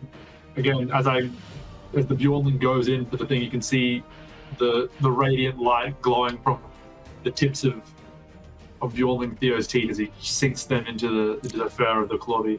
Tears out a chunk. That's a 20, so 5 damage. And would you like to roll? I'm going to say, can you roll me a intimidation check? Just because you guys have done a fair bit of pretty brutal damage to this thing. That's a 21. You watch as the clawbee goes and then rolls over, trying to kind of get out of the way of these brutal attacks. I killed your son and I will kill you too. I can talk now as well. I don't need my telepathy. That's fucked up, dude. Anything else on your turn, Theo? That's about it. Tithla. Hi, that's my name. Oh, it's my turn. Thanks, guys. Appreciate it. Tithla is going to... So I updated Tithla to the 2024 rule set, so I'm still trying to work things out. That's okay. I'm here to help you. What do you need? I have Nick. Yes. For my dagger. Yes. Do you have a weapon? Do you have a weapon mastery as part of your your character? Perfect.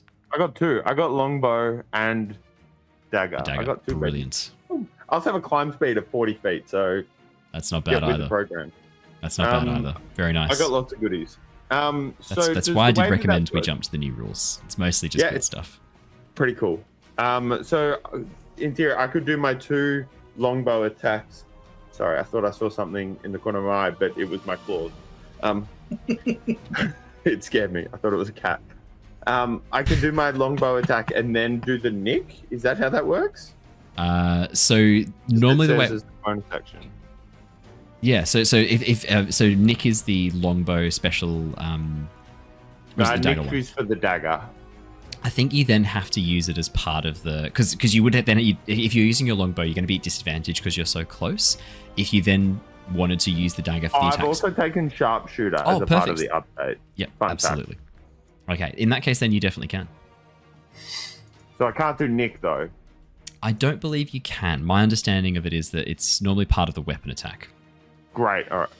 It's like if you're using because like the way you kind of have to imagine, right? You're using your longbow to then put the longbow away, get out your dagger. It's. I know we don't really worry too much about switching weapons. Yeah. Cool. Great. So I will just shoot at it twice then after all of that.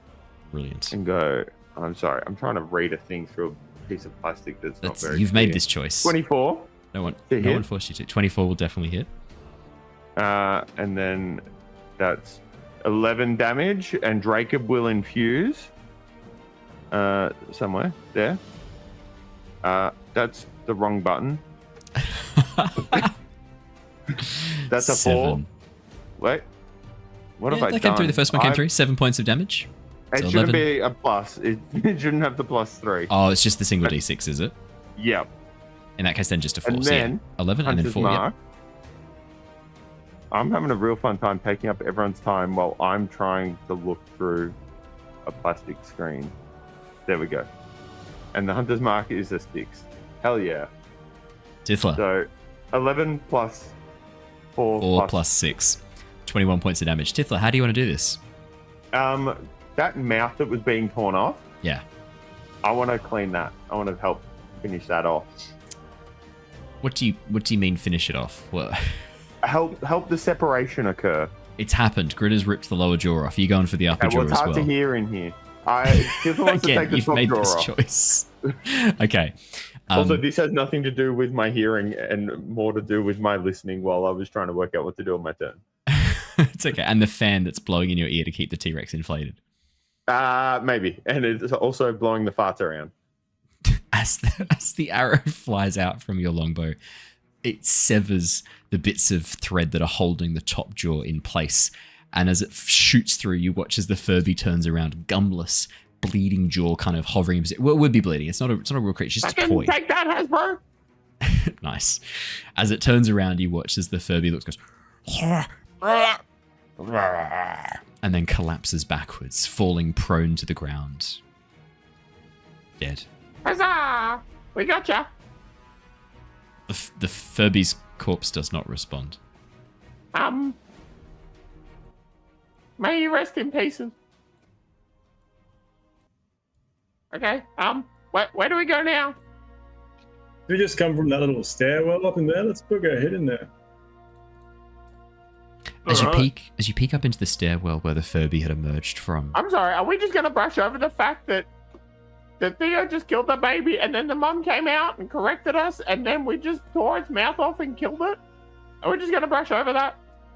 Yeah, I think this is one of the things that we just forget happens, and this was all a dream and it vanishes, honestly. Look, it is clearly murdered all of these people around here. Like, it was an evil creature, an eldritch abomination that was a scourge upon the land. I suspect made probably by the Black Druids. Okay. I think if we're gonna start judging people by the corpses they leave, then we may not stack up so well. I know we had the bloodless coup, but it was bloodless. The only people that died then were vampires. And they were already dead, just like Grinner. Just like Grinner. Oh. Okay. You've won me over. Let's go. Jonor, as you peer up into the double doors where the Clawbee had emerged from, instead of finding a corridor or even a larger room, it's a box. A large box with zip ties around the edges meant to hold something in place. You can see text written in this flowing script describing the perfect cuddle companion for any young boy or young girl, as well as a pouch for a little baby to be kept. Are the zip ties like broken or are they still intact? Broken. Well, he should have been a better parent. The statements of as do not reflect those of the rest of the cast. Yeah, the statements of any of the players don't reflect the statements of the Lost Archives, including my own. The rest of us The child was out and about, unattended in a spooky locale. Literally on the front door of where the mum was. And how many kids get taken from out their front yard? Like that is irresponsible parenting. How many kids have you taken from their front yard? Okay, this is not a productive line of inquiry. We've got to move on. It's not happening. I'm going to inspect the torch that isn't lit. There's a rune in this unlit one, and try to transfer the flame from lit to unlit. That's the intent. Jonor, as you place your hand upon the almost like a wick kind of thing with little runes tied around it, you feel this pulse of, I'm going to say like this, almost like illusionary magic. And as you allow the magic to flow through you, just using a cantrip, you watch as the wick begins to glow with this soft orange light once again. As it does so,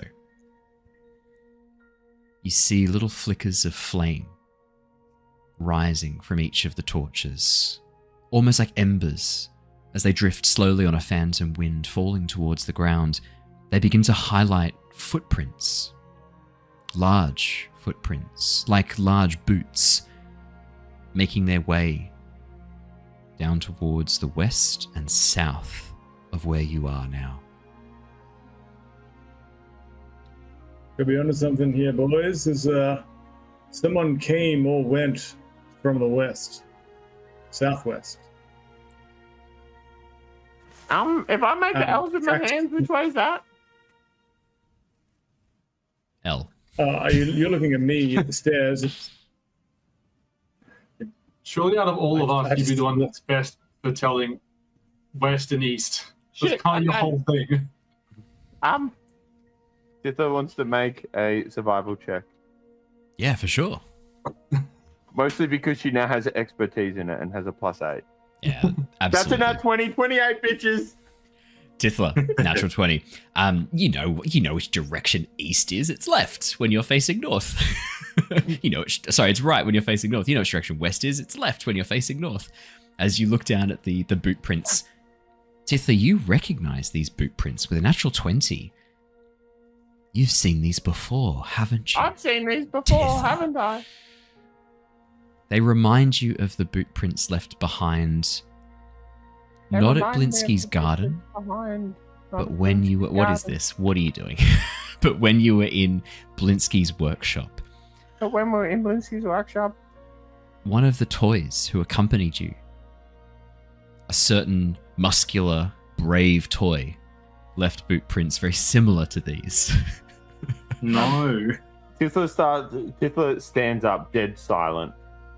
She wants to follow them back where they came from. Not where they were going, but where they came from. Where did they come from? Back down the corridor you just came from. It looks like they were Let's left go. behind. We're leaving. We're leaving. Why are we leaving? Did you see these tracks? We go that way. We go the opposite way. You know the guy Raspip? You know Raspip? Yes, I know. This is the Blinsky's Raspip. Well, let's find him and make him eat beans. You don't know why that's so funny to me right now. That's fine. All good. Carry on. We need to leave. We can't stay here. I thought the Raspip was your friend. You've gone on and on about how the Raspip is not that bad. You're good friends with the Raspip. No, you've gone on and on about it. I misspoke one time. But Tiffany, And I'm not even there. I'm a toy. We can't go back that way. It's a dead end. The only way is forward. Okay, well.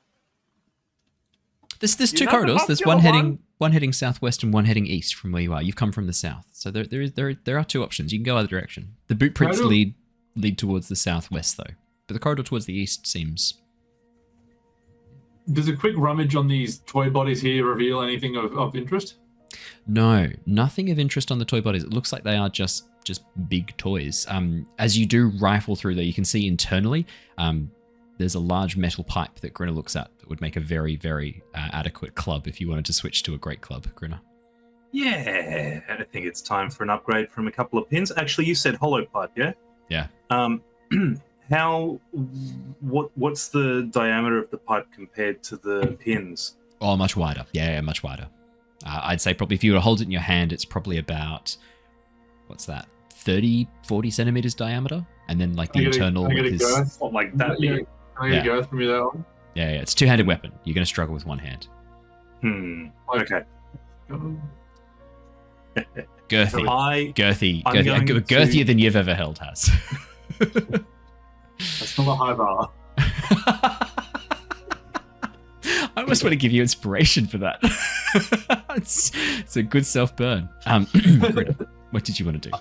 I'm going to grab the two pins out of the top of the Clawby's head. They come out with a sound. I'm going to kind of like pin them through my clothing, makeshift little scabbards for them, and I'll pick up the great club as well. Brilliant. Fantastic. Right. Well, I said we follow the footprints. It's probably the easiest way to work out what the hell we're doing here. Yeah, he's got a point there, Tithla. I think you just got to deal with him. Usually, Okay, we start well, at the when we doorway get or way there- out of here, and if we die, we usually just respawn. So let's hope it's not permanent this time. Okay, well, it's not so much the dying that's the problem. It's just they're more annoying. But sure, whatever. I don't even care that much. It could be perhaps a cathartic opportunity to get all of our frustrations about the Raspip out on the... You know what? I feel like there's only a limited amount of time in this dream space anyway. So maybe let's not waste it on deciding if we're going to continue with this line of story. You can go either direction. I promise there is good stuff left or right. You pick. Like We're going left. I'm going to be Tithla's talking entertained. about going back to where we started. So. Oh, don't do that. That's the worst possible thing you could do. Yeah, we just walk away from Tithla at this point and heading down here. Great, Tithla goes the other way.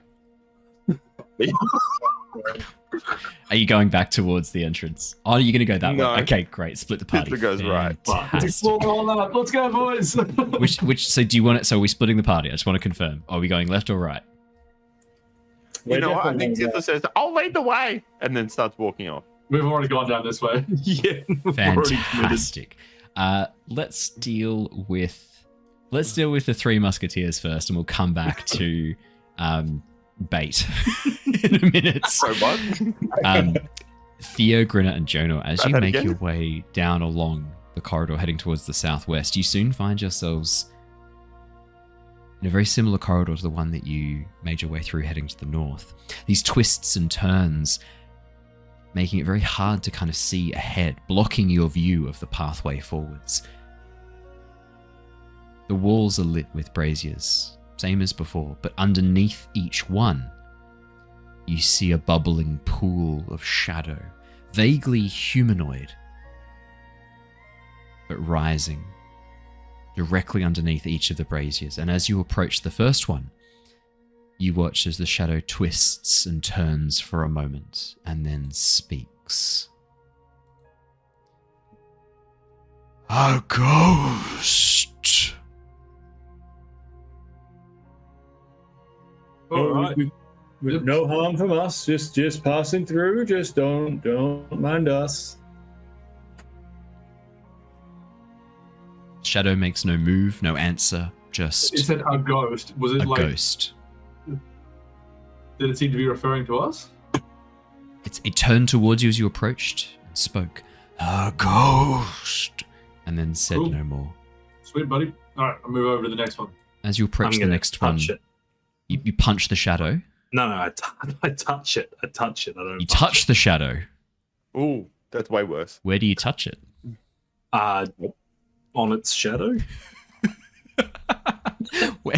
It's all shadow. I need more specifics, please.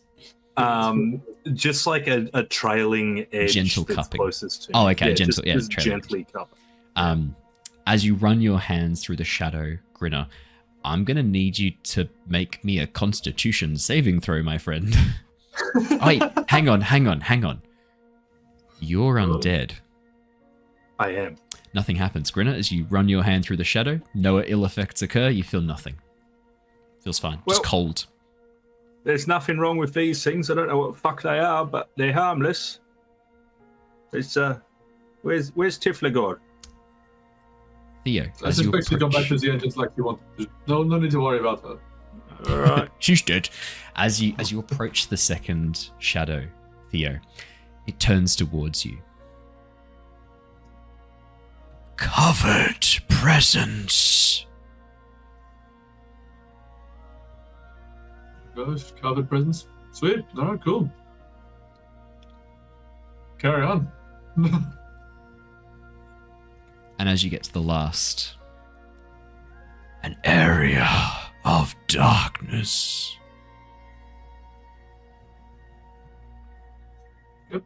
Sweet. Thank you for Oh, your a very wise word. What do you mean by that? I'm gonna try and talk at it. An area of darkness. All right. Hooroo. Keep going. Perfect. As you head forwards and reach the end of the corridor that snakes around back in on itself once more, you soon find yourselves at another crossroads. A road leading towards the north and a road leading towards the south. Well, I can see lights up the north, so let's head there. It seems less murdery. Actually, the guy said an area of darkness. Yeah, I don't really know what the fuck he was on about with that. Do you reckon it was a warning or an instruction? I don't know if it was You either. mentioned like a coven. Was a coven what? A covered presence, a ghost, and a area of darkness. Do you think it was talking about the gift kind of presents or the something's just there kind of presents? I think something's just there, kind of Just presence. there? I thought it might have been wrapping paper or something. No, that's the Christmas special.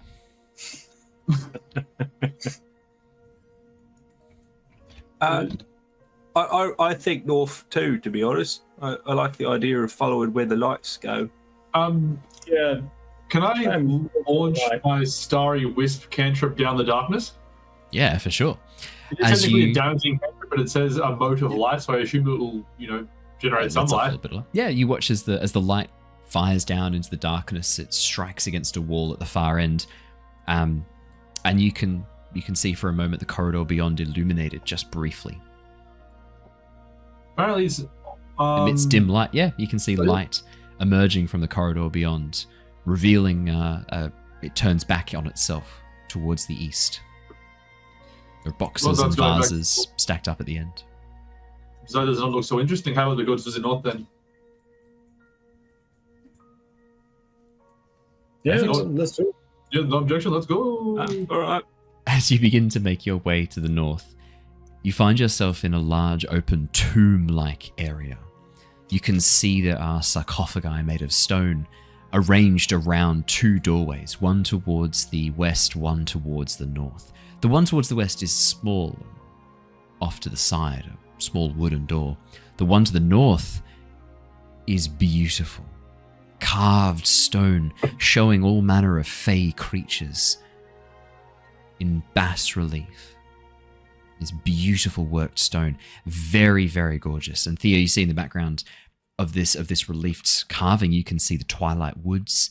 You can see the Summer Isles. You can see all of these various locations of the Fey realm, the Fey Wilds, represented symbolically in this carving. I trottle over and have a closer look-see. The door is made of stone, or at least foam painted to look like it. And you can see in the very center a large handprint. Almost like a recessed handprint. I slap my bare paw up there. As you place your bare paw inside the handprint, the door glows briefly and then opens. Oh, good. I found the door. It opened. The chamber beyond is beautiful. Again, all manner of fey carvings, murals along the walls of this almost hexagonal chamber. And at the far end, as you look inside, about 40 feet away from you, 30 feet away from you, a statue depicting an enormous depiction, an enormous statue depicting Titania, Queen of the Sealy Court. In her outstretched hands, she holds a small bowl filled with this glowing, almost ice blue dust.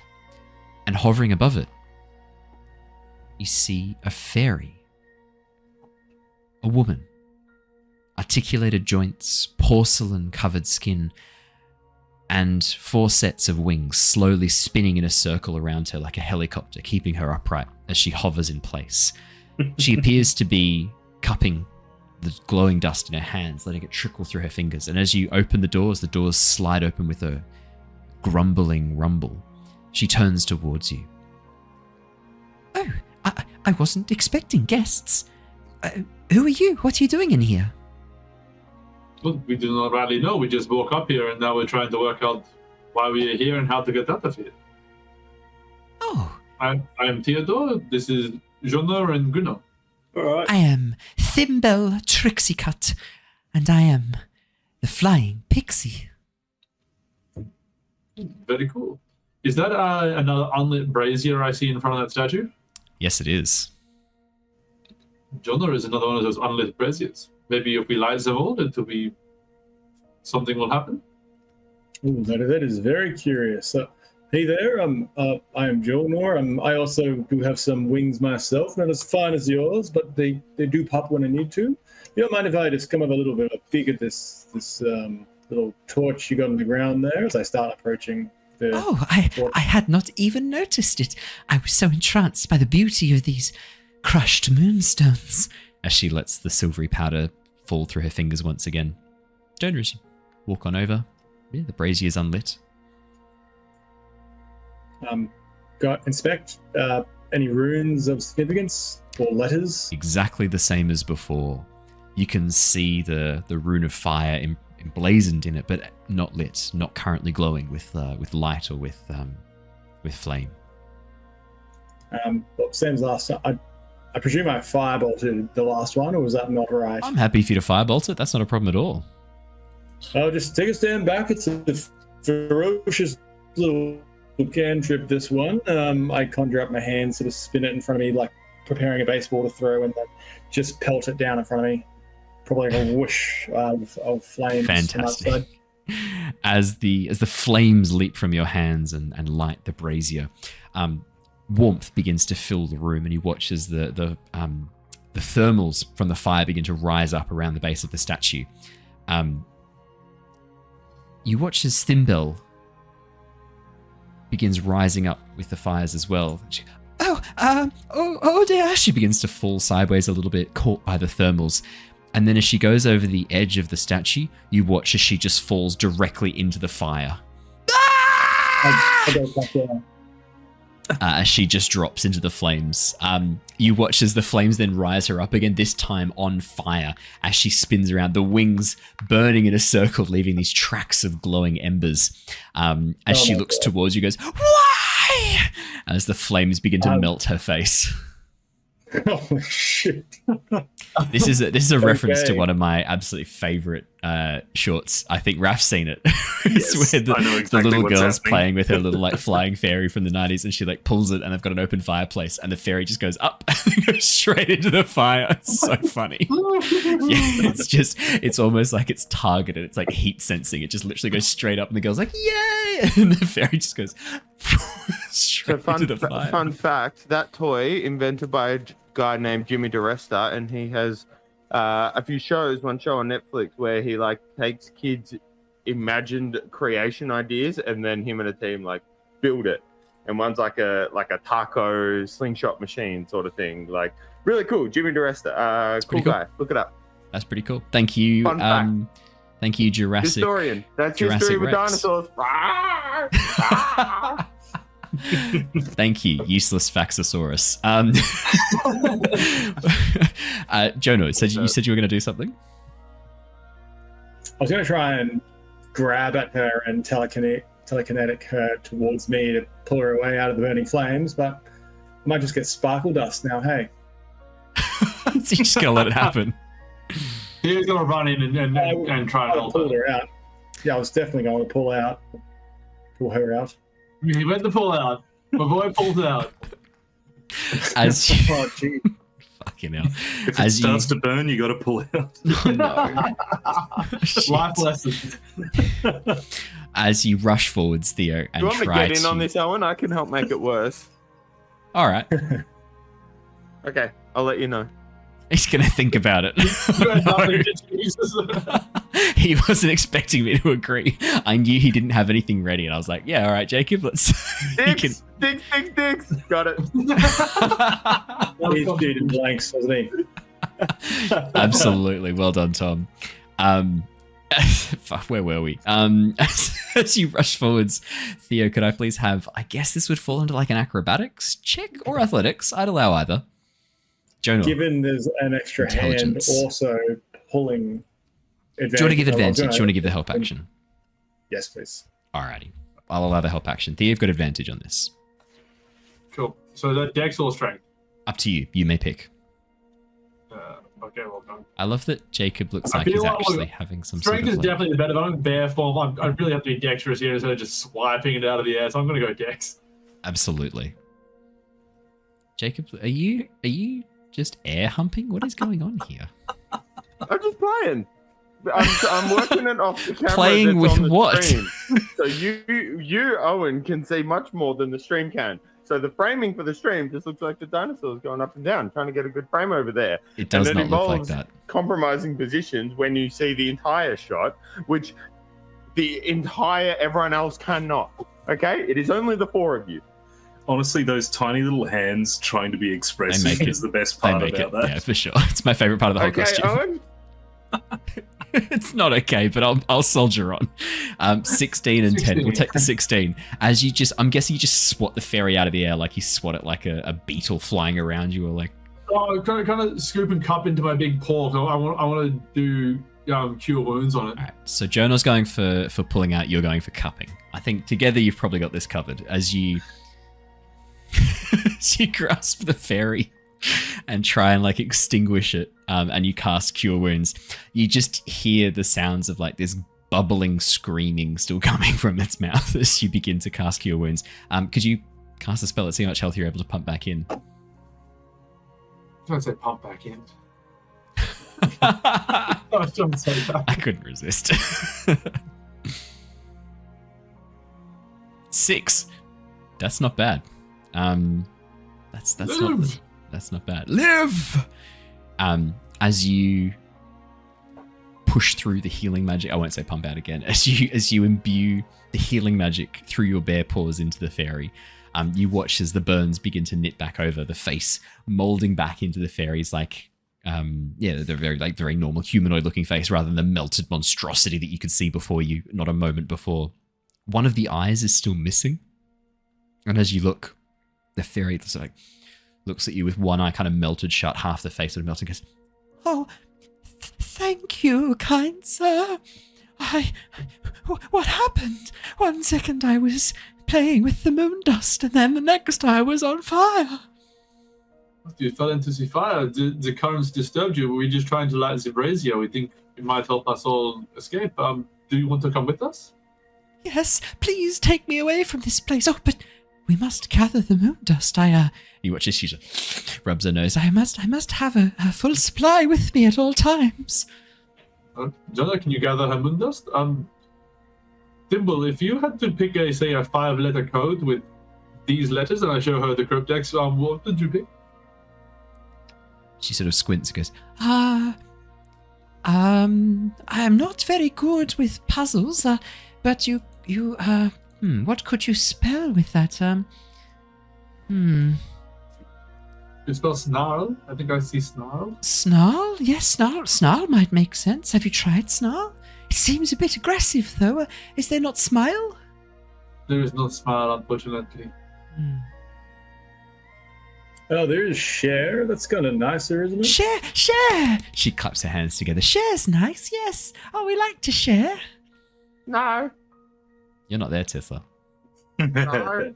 I try share and give it like the most gentle pull. It's not coming. No, it is not share, unfortunately. Oh well, we have your moon dust. Is there anything in this room? She grabs a handful of Jonor. Oh, it's the stuff. Did I have a sip of the moon dust? You did save my life. Yes, but only a small sniff of the moon dust. Well, you scoop it into my big bad nose. She grabs a little scoop and holds it up to you. I racked that slug.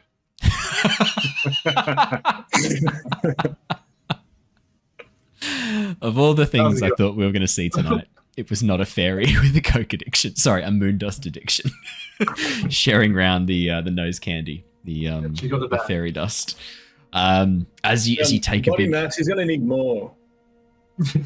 as you take a big snort, Theo, could you make me a Constitution saving throw? See how good this is, and then we're gonna deal with Tithla. All right. This is gone. I mean, even for a Blinsky, I feel like we've gone fairly off rails. I'm not sure where the rails were meant to be at this juncture. I don't DM with rails. I let you guys make the choices you want to make. 16. Theo, anywhere inside. Theo, you've done crushed moon dust before. This shit's good, but like, you've had better. I mean, this has been cut with some inferior grade polystyrene. As you look at it, you can see that it's like, this is probably like a very tiny amount of moon dust that's been crushed up here. It is real moon dust. This isn't a toy or anything, but the problem is like it's been mixed in with a whole bunch of other stuff. You think maybe it's not intentionally there as moon dust. You think the person who put this here kind of mixed it with other white powdery kind of substances to make it look like a bowl of luminescent goodness, because the moon dust does glow very, very faintly, the moonstone dust. But I mean, it's pretty good. You feel a little buzz. Feel good otherwise. Tithla. I think we're going to head redressing. back. Why? Okay, I'm not going to. We don't need to ask these questions. Tithla, as we head back over with you, as you begin making your way. Because I care. down the corridor with Jacob, you soon find yourself alone. Only the darkness around you to keep you company. Hello? It's deflated. I love the fact that the T-Rex head is almost fully It's deflated. because there. I had to undress and I haven't had time to reflate. to reflate. As you make your way down the corridor, turning towards the south, you find yourself in an enormous stone room. The walls stretch easily 40 feet. On either side of you, the edge of the hallway hidden in shadow, easily 100 feet Hello? away. Hello? Who's there? Hello? You hear a voice echo back. What's your name? I'm Raspip. What's yours? My name's Tithla, and Oh, Tithla. Hello, Tithla. It's been a little bit since I last saw you. How you doing? shit. You abandoned me, and now everyone thinks that I hate them, and I think it's mostly your fault, but it's also partly my fault because, like, I'm the one that said it, and I need to accept some responsibility, but I think it's kind of a team effort here. That's a lot to take in, Tithla. What are you doing here? You're not here to touch my stuff, are you? What stuff you got? Well, I'm sure there's lots of good shit here. And as the most dangerous creature in all of Barovia, I feel it's my duty to take this stuff and add it to my vast hoard of stuff that if anyone even looks at, I pluck their eyes out. Well, where is it so I know where not to look? Because I like my eyes where they are. Well, I'm pretty confident I could claim everything in this place, Tithla, and I'm thinking maybe all of this stuff is my stuff. I'm wondering if maybe you count as my stuff right now. So that means, if you had two things, like if you had two rings and they were in your pocket, and they were your things, yeah? Yeah, I'm following. This isn't hard to follow so far, Tithla. Okay. It is for me. And they were in your pocket, yeah? Same pocket. Yep. And they touched. Well, I feel like maybe it's the decision making of me. I think my stuff can touch my stuff if I'm the one making it touch. Well, you just said that I'm your stuff. Well, then you better not touch my other stuff unless I make you touch my other stuff. But I don't want to be your stuff. Why is everyone trying to own me? Okay? This started off with someone trying to buy me, and now you're saying you own me.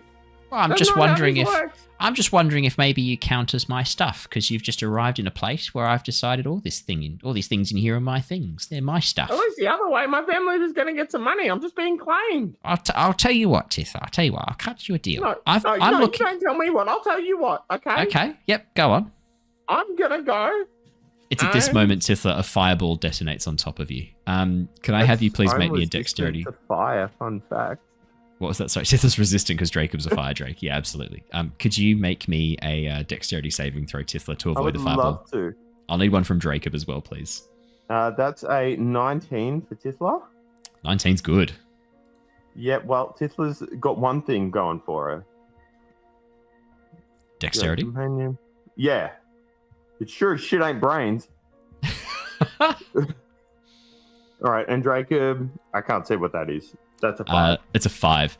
That's going to be 26 points of fire damage to Jacob. Halved Okay. because Jacob is currently a fire drake, so 13.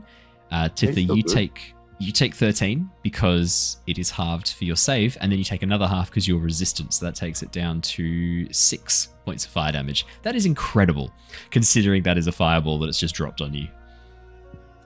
So, sorry, how much did I take? 6? Only 6. You only take 6 as Tithla. Tithla says, you must not be the real Raspit. You better be careful. There's all traps in here you want to be careful of, Tithla. Tithla fires her bow. Tithla wants to shift her hunter's mark to the fake Raspit because this is clearly an imitation because the real one would have done a much better job with that. That's for sure. And then she will shoot with her longbow. Brilliant. That is a 15 to hit. 15 does not hit. Okay, she'll try again. That's a nat 20. That's a natural 20 that will hit. Okay, so we've got the nat 20, we've Yep. got the infusion from Jacob, and Yep. we've got the hunter's mark. Yes, we do. So, the damage is a 11 plus that is 8. meant to be. So 19. Thank you. I Holy really shit. cannot see what I'm doing here, so I appreciate this assist on these. That's okay. And then the As soon as you put up hunter's mark Raspip, is I always had toy Raspip in this room, and then you guys ruined the reveal of it by joking about Raspip. I was like, oh no.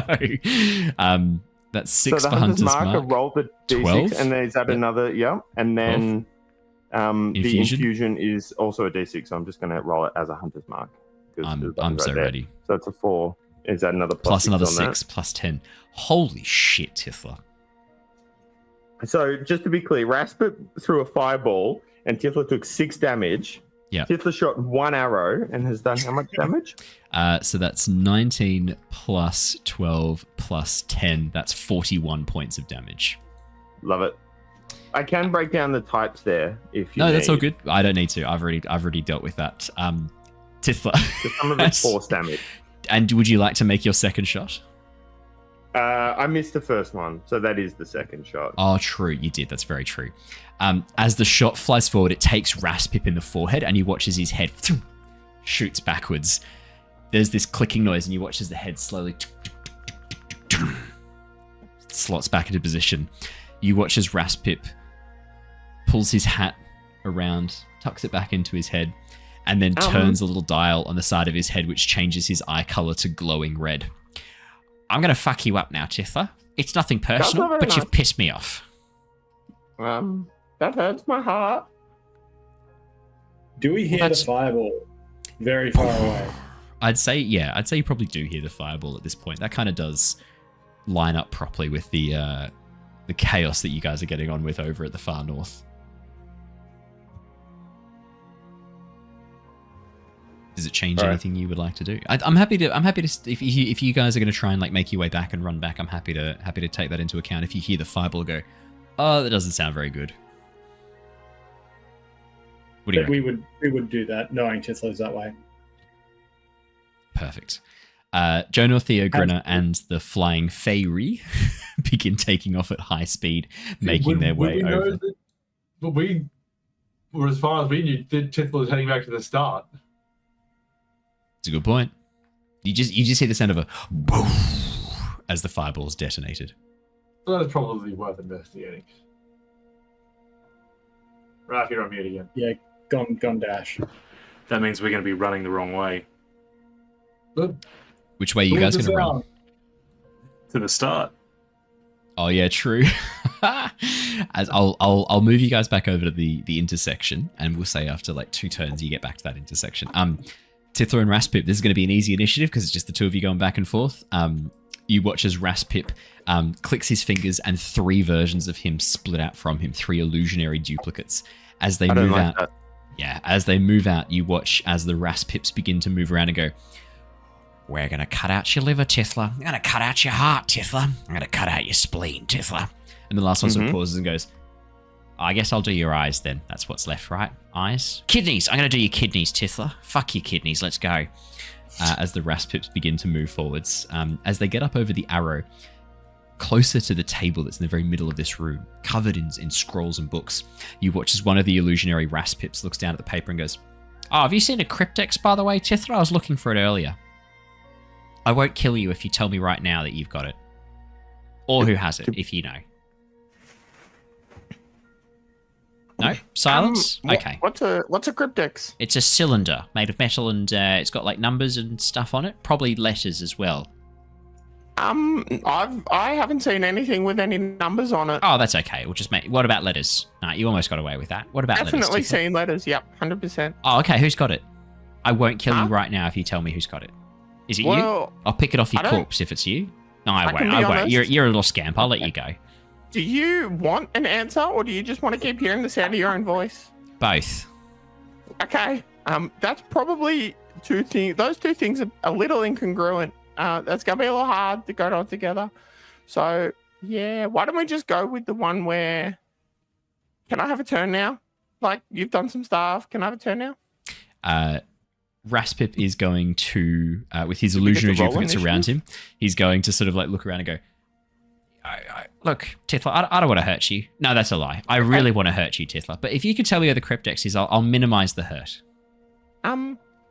What if I lead you to it? Oh, that's perfect. Yeah, you can do that. Okay. Is it my turn to do something now? I'm happy for Raspip's going to hold his action as you do something. Okay. Tithla pulls out her bow and goes to shoot at him. Does that trigger anything, or can the illusions I now... just shake their head and go, "This is disappointing, Tithla. This is really disappointing. Thought better of you, but you're going to be relegated to the worst shelf, Tithla." That's fine. Tithla casts Hail of Thorns. You can stay there with He-Manus. I fucked him over just before. No, anything but that. No. Yeah, so Tithla casts Hail of Thorns at second level. Fantastic. Raspip's going to counterspell that. Why did you say it's second level? Because he has that's to what tell I me did. what level. Yeah. It doesn't matter. It doesn't change anything. Raspip was always going to counterspell. It was the first level spell that I was up casting. Tithla, as you go to cast the Hail of Thorns, in this case, you get out a special arrow that splits into a whole bunch of different arrows. As you load it in, you watch as Raspip just clicks his fingers, and the string just falls apart, scattering all these little bits of thorns across the ground. Yeah, no, Tithla, I don't think so. Okay, that was not very nice. I want you to know that. Which one of the Tithla is going to now just shoot at the one that had a hole in its head? Yeah, let's go. That's an 11 to hit. How'd we go? That was a 2. Watches the arrow just flies in between all 4 of the Raspips. You sort of turn and watch it fly past and go, mm-hmm. I mean, I kind of wasted this spell slot if you're just going to aim in the middle of us. How does a 14 do? 14, you watch as one of the illusions, the one that goes to speak, the arrow immediately into the back of its head as the illusion disappears, and the Raspips, the 2 turn to each other, and the last one, so like all 3 turn to each other and go, oh, that was a bit better. That wasn't too bad, Tithla. You did pretty well there. Okay. Cool. Tithla takes a step backwards. 2 steps backwards. Yeah. 3, 4, 5, 6, 7, and 8. Gets around the corner, breaks line of sight with her 40 feet of movement she now has. Perfect. The Raspips, one of the Raspips is going to Misty Step. 5, 10, 15, 20, 25, 30.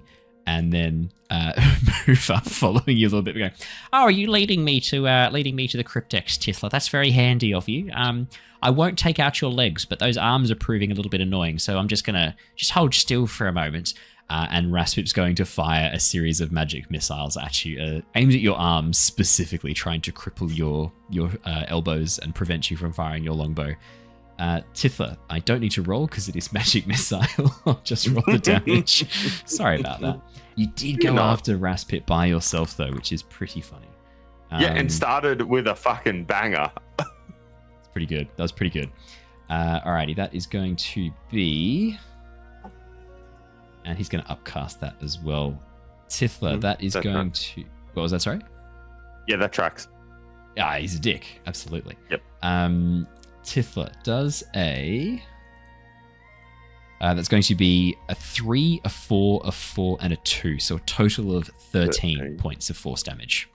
That's fine. Ow? The other Raspips are going to move forward and go around Dracob, rushing around Dracob. I'm guessing Dracob followed you?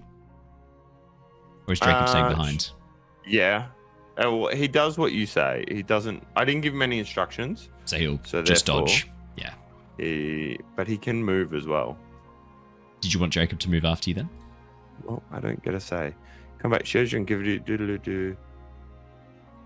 But can only... But the only action it takes on its turn is a dodge action unless you're told to do something. It can move as well. It can move and use its reaction on its own. So up to you, Owen. I think Dracob would follow you. 5, 10, 15, 20, 25, 30. Dracob will follow you. I think that makes sense. Cool. As Dracob brushes after you, 40 feet of movement. Perfect. Dracob's right up next to you. As the 2 illusionary Raspips rush forward and get level with other Raspip, forming this like illusionary triple around him. Raspip looks towards you, Tithla, and shakes his head and goes, This is such a shame, Tithla. I expected better of you. Tithla, your turn. Perfect. Because I was wrong about Hail of Thorns. I cast it after I hit. Oh, okay. So the spell slots would not have been used. Because you missed for the first Because I one. missed and missed. Yeah. He doesn't counterspell it then. Easy done. Yep. So the counterspell wouldn't be used. So I guess Tithla will shoot again at the Raspit with a hole in its head. 100%. And that's longbow. That's a 20 total to hit. That's going to hit. And then the second one is a 21 total to hit. That's also going to hit. Would you like to roll me some we'll damage? do with the first one. So that one, we'll do Hail of Thorns as the bonus action. So that's 8 points of piercing damage. The gets infused from Jacob for 1 point. Fantastic. Hell Yep. yeah. Hunter's Mark is another 4. Hail of Thorns at second level.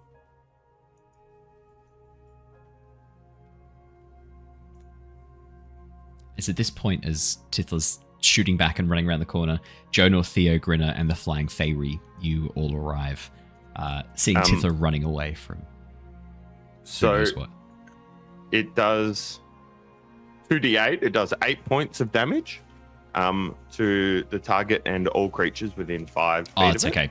He's counterspelling that. Don't you worry. Oh, okay, cool. Don't worry. Yeah. Then. All good then. Definitely counterspelling that as you cast the spell. No. Tithla, no. I did not say you could cast spells. Absolutely not. You, to be fair, you didn't really say that I couldn't. You can't cast spells, Tithla. I'm just going to stop you. Tithla, as you run around the corner, getting away from Raspit, you see your 3 friends and a fairy. Partially Tithla's also melted. going to do Fury of the Small in that, so it's an Oh, extra nice. 8 damage. Oh, very nice. Let me mark that off. Do I have One of the anything illusionary else? duplicates is going to vanish from the 20, and the other one's going to vanish from the 21, leaving only Raspip as the 2 illusions are All right. dispelled instantly. Well, that was all the first hit. Now the second hit worth Yeah. of damage. I'm so sorry, everybody. There's so many buttons. That's all good. Great. That was a 1 on the D8. Yep. Going to spells. That is, the Hunter's Mark is a D6. That's a 2 for the Hunter's Mark. And then another 1 for Jacob's. So that's a total of 8 points of damage off that one. Brilliant. And Tithla and Jacob are going to run away. Oh, we can see our friends. Yeah. Grinner, Theo, and Jonor and the fairy are standing there, all in front of you, like looking at you as you run around the corner. Right. Tithla runs next to them. Raspip's there. I've heard him. He's attacking me. Gotta get him. Please help. We'll kill him. He's very angry. I've done well so far. You'll Did you touch aim his for the stuff? one with the hole in the head. That'll be the end of Tithla's I won't need to choose. That'll be the end of Tithla's turn. Yeah. I assume Theo- roll initiative. Don't worry about initiative, Theo, Jonor, and Grinner. What would you guys like to do? You can each get an action, bonus action, and a movement. I was definitely lining up a superior type of spell, Shatter. So I was going to run forward and see him and begin. I knew that was coming. Yeah, I'm sprinting up. Yeah, I'll run along as well. Perfect. As you all rush forwards, you see Raspip. Oh, there's the rest of you. Which one of you fuckers has the Cryptex? Yeah, you just shot Tithla. See you later. And yeah, you know what I'm going to do. Let's go Shatter. I believe that's a Constitution save for Raspip. Yeah. Oh, That is going to be natural one. a fourth level Shatter. He's ripping. Oh, and he's used his this- reaction. So shattery. He's used his reaction on the hunt on the Hail of Thorns. Fuck yes. Tithla did great. Tithla's the real hero. That's 22 points of thunder damage. He can't block it, and he fails. Jonor, as you detonate this shatter on him, you watch as one of his arms is just blown off. His hat is just destroyed. And as he sort of stands there blinking from it, maybe we should have a talk about this. Oh. Yeah, Shatter is superior. You agree? What? I Or can't do hear you you. not My agree? ears have been broken by your inferior spell. Theo, just get him. Theo, get him. Get him, Theo. He's bullying me. Get him. Grinner and Theo, what are you guys doing? Well, I think that was my one movement to there, so I think I'll just use my thing to dash up to him, I guess. Yeah, for sure. And I would Grinner. do the same. Gonna throw the pipe? Nah, throw the pipe, Grinner. Or throw one of those pins like a javelin. They'd work really well as a javelin. I can't see him from where I am around the corner there. I got to run up. Fair enough. As you rush forwards and getting close, you watch as Raspip looks up and goes, "Don't suppose we could offer a trade? There's lots of good shit here, and if you've got the Cryptex, I've got the answer. We can work together on this." It's our shit now. Don't touch my stuff! And with that, he's going to do a thunder wave from his Don't touch our stuff. Going to do a thunder wave centered on And- himself. Yeah. Seeing the spell being cast. Yeah. Just like the opposite waves, he has a peak, I have a trough, and those thunder waves just balance out as he erupts Oh, out. what I the erupt fuck, towards him. Jonor? Seriously, you're such a party killer. Yeah, you're trying to be a party killer too, actually. I am, yeah. Wouldn't be the first time. I've done this a few times. You lot are proving strangely resilient, though. Fuck. That's all Raspip could do. His whole thing was based on him being able to thunderwave you fuckers and then peace out. Raspip can say, "Oh, this is awkward. Maybe we should have I'm really, really keen to talk about this. I wasn't going to cast an offensive spell. That was mostly a healing spell, but Jonor blocked it, so we'll never know what the spell was going to be." Felt it. He's definitely shitting, lying. No, it was a thunder love. No, sorry, it was a healing wave spell. It's a special version I've been working on. Tithla and Draco, technically you would be next, given our sort of pseudo initiative that we've been working on. I love it. Tithla will then cast. Wait, can I? Ah, no, never mind. That wasn't. I was going to do snare on the bow, but that was the ensnaring strike is what I was thinking. Yes. Tithla will cast ensnaring strike whilst out of line of sight. Yep. And then Tithla will run forward. Yep. Go boop, boop, boop, boop, boop. Get in line of sight. Take a shot at Raspip. Let's see it. And does a nat 20 hit? Oh my god! Yes, it does. Love it. That is your So- second nat 20 against Raspip tonight. That's amazing. I'll be sad if I don't get to kill this guy. That's an 11 plus 8 is 19. Yep. Plus Dracob is 6 plus 6 is 12. This is the exact same so far. Yeah, so far we're That's the rolling last very one. similar. A 3 Plus 6 is 9. and a 6 is Tithla. 9. Wait, I'm not done yet. We got the ensnaring strike. That's a 5 plus 6. That's another 11. Tithla. That's a strength saving throw.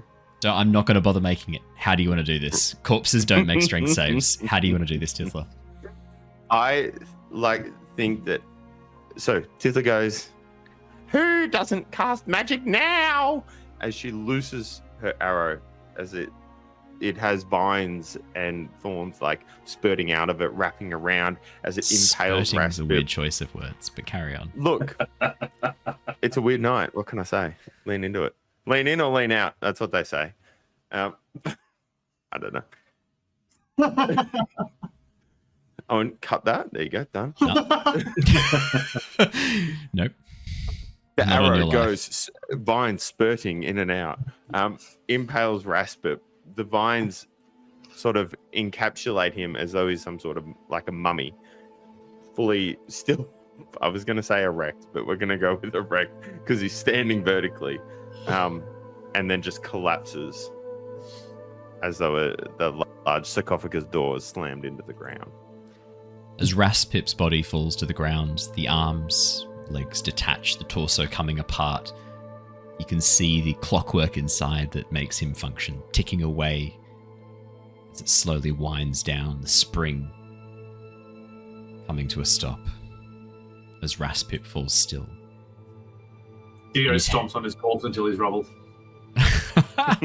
As you stomp through, you can see the remains of his hat lie on the ground nearby, having been blown off his head by the shatter spell. And inside, a small rolled up piece of parchment. Go. First, get his ring around. Is the Raspin's ring anywhere? The ring is painted onto his finger. I eat his finger. There's no other. You eat his finger. I eat his finger. Satisfying. You gain 6 levels of source. No, I'm kidding. Tithla will then go and look at her kill and begin to say the words of respect, as you do when you take an animal's life. And then we'll find the hat there. Yeah, what pull is out it? the note. And she'll read it. What does it say? As you open the note, you can see it shows a drawing of the Cryptex with a number of letters crossed out. At the bottom, the letters S, H, question mark, E are written. I think he was trying to spell Shire, but he couldn't quite get there. Well, so I mean, we tried share, but that's the only word that you can make with. Or shade? What? A ghost, a covered person, and an area of darkness. It's shade. They all mean shade. I don't think that's right. Spin the Cryptex round and spell out shade. You hear the sound of a click. A much happier click than Tithla's. And as you slide the 2 pieces apart, you see the vial of vinegar at the far end, a tiny crack slowly leaking liquid that has been dissolving the corners of this parchment. As you pull it and roll it out, there's no letters, no text, but arcane symbols cover every inch of this rolled up note. And as soon as you unroll it, you watch as a light, white glow begins to fill the area, blinding you, preventing you from seeing as you feel this rush of air and movement. As the light begins to die down, you suddenly find yourselves somewhere else. The room is large, metallic. Vials, almost like enormous cylinders made of metal and glass, glowing with a soft blue light, fill the room. And in the very center, an enormous cylinder, shadowed figure floating within the vial as bubbles rise up all around. Do you guys feel like you've been here before? Is this feeling awfully familiar? No. Should it? No. Should it do? I'm beginning to think a big what's the fuck was my real response. I'm pretty sure it was a bigger room, but it was like very similar to this. When have we been here? Oh, like was it the last time we were toys? No, the time before last when we were toys. I don't remember nothing about that. That's because I'm not sure you were there, because you died because you tried to pick a fight with someone you couldn't. Well, I don't remember this. So should I remember this out of character? Should I remember this room? Not this room. No, this is the first time you've seen this before. But the workshop had a layout not looks familiar though, right? The workshop had a not dissimilar forge. I would say it's more dissimilar than similar. It's very similar style to Jacob. There was a big vat, and then there was smaller vats that were all plumbed in, and then it was raised on a platform. I'm right, guys. Listen to me. I mean, I can take you across to that previous map if you like in Blinsky's workshop. Do you want to see it? I would love to. I would love to, and you'll see how right I am.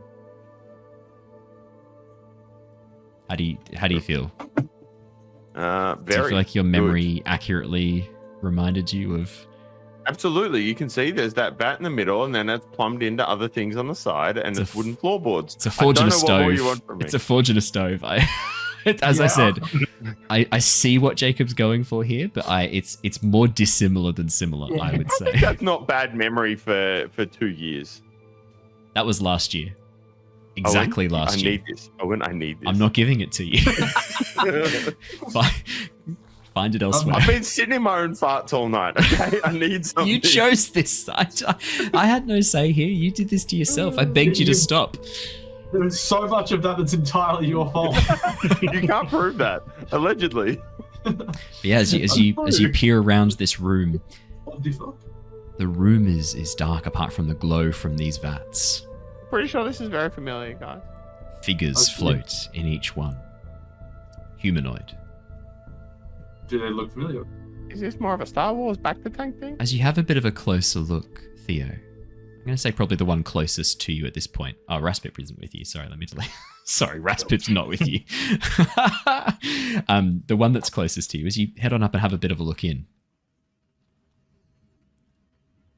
The figure that's hunched over looks like a very muscled man. Tubes and wires snake from the floor and from the valve on top, locking into him. And as you get close, you watch as the figure, sort of half hidden by this glowing blue gel, suddenly raises their head and looks at you. Shoulder-length blonde hair floating in the tank around them as they put a massive muscular hand on the glass, and you hear, Is madness? Am I still a toy? yes. And are these all toy sized, or are these all big people sized? They're all toy-sized, but as you look, Hemanus is made of flesh and blood. He looks like a person. It is a real Hemanus. He is not a toy anymore.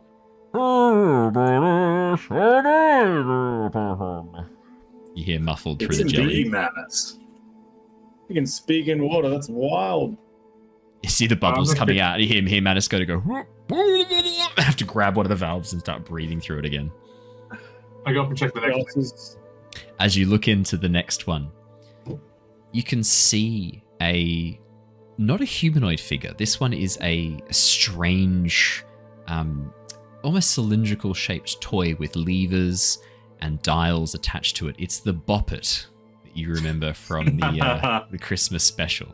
And you hear from inside, "Kill me," as it comes out through the vat. And me. What's in the middle one? Yeah, the big one. I was wondering who would ask that. As you peer into the large vat in the very center, an enormous humanoid figure floats. Probably a proper human-sized person rather than a toy-sized realistic figure. Floating in the vat is a man, probably in his maybe late 30s, early 40s, short cropped hair, dressed in typical hunter's robes. And as the figure looks up, looking through the jelly towards you, My friends, please come and save me. I need help. as you see Steve TM floating in the jelly. A real person, a real boy, same as you saw before. What are you doing in there, Steve? I need help. Please, get me out of here. Should we Seeing do up something around about that? Tithla starts to back away. I told you it was here. But we already saw you out and about as a real boy. Why are you stuck in the vat? You watch as Steve shakes his head and points behind you. We look behind him. As you look behind you, you can see figures floating in the other vats. Grinner, Theo, Tithla, Jonor, Killian. All of you in vats, floating at the far end. And across from you, you can see the abbot and Irina floating as well. Figures that you saw these brief moments floating in the vats across from you. That is where we're going to end our Curse of Blinsky special for tonight and pick it up for our Christmas Curse of Blinsky special. It's going to be a very tonally different Christmas Curse of Blinsky special than normal. We're going dark. Brilliant. Thank you so much for joining us all tonight for our Halloween special. Like a good existential crisis for Christmas, is there? Oh, nothing quite like it. Thank you so much for joining us. It is a real shame Josh couldn't be here for our Curse of Blinsky special. I have to ask him what his costume was.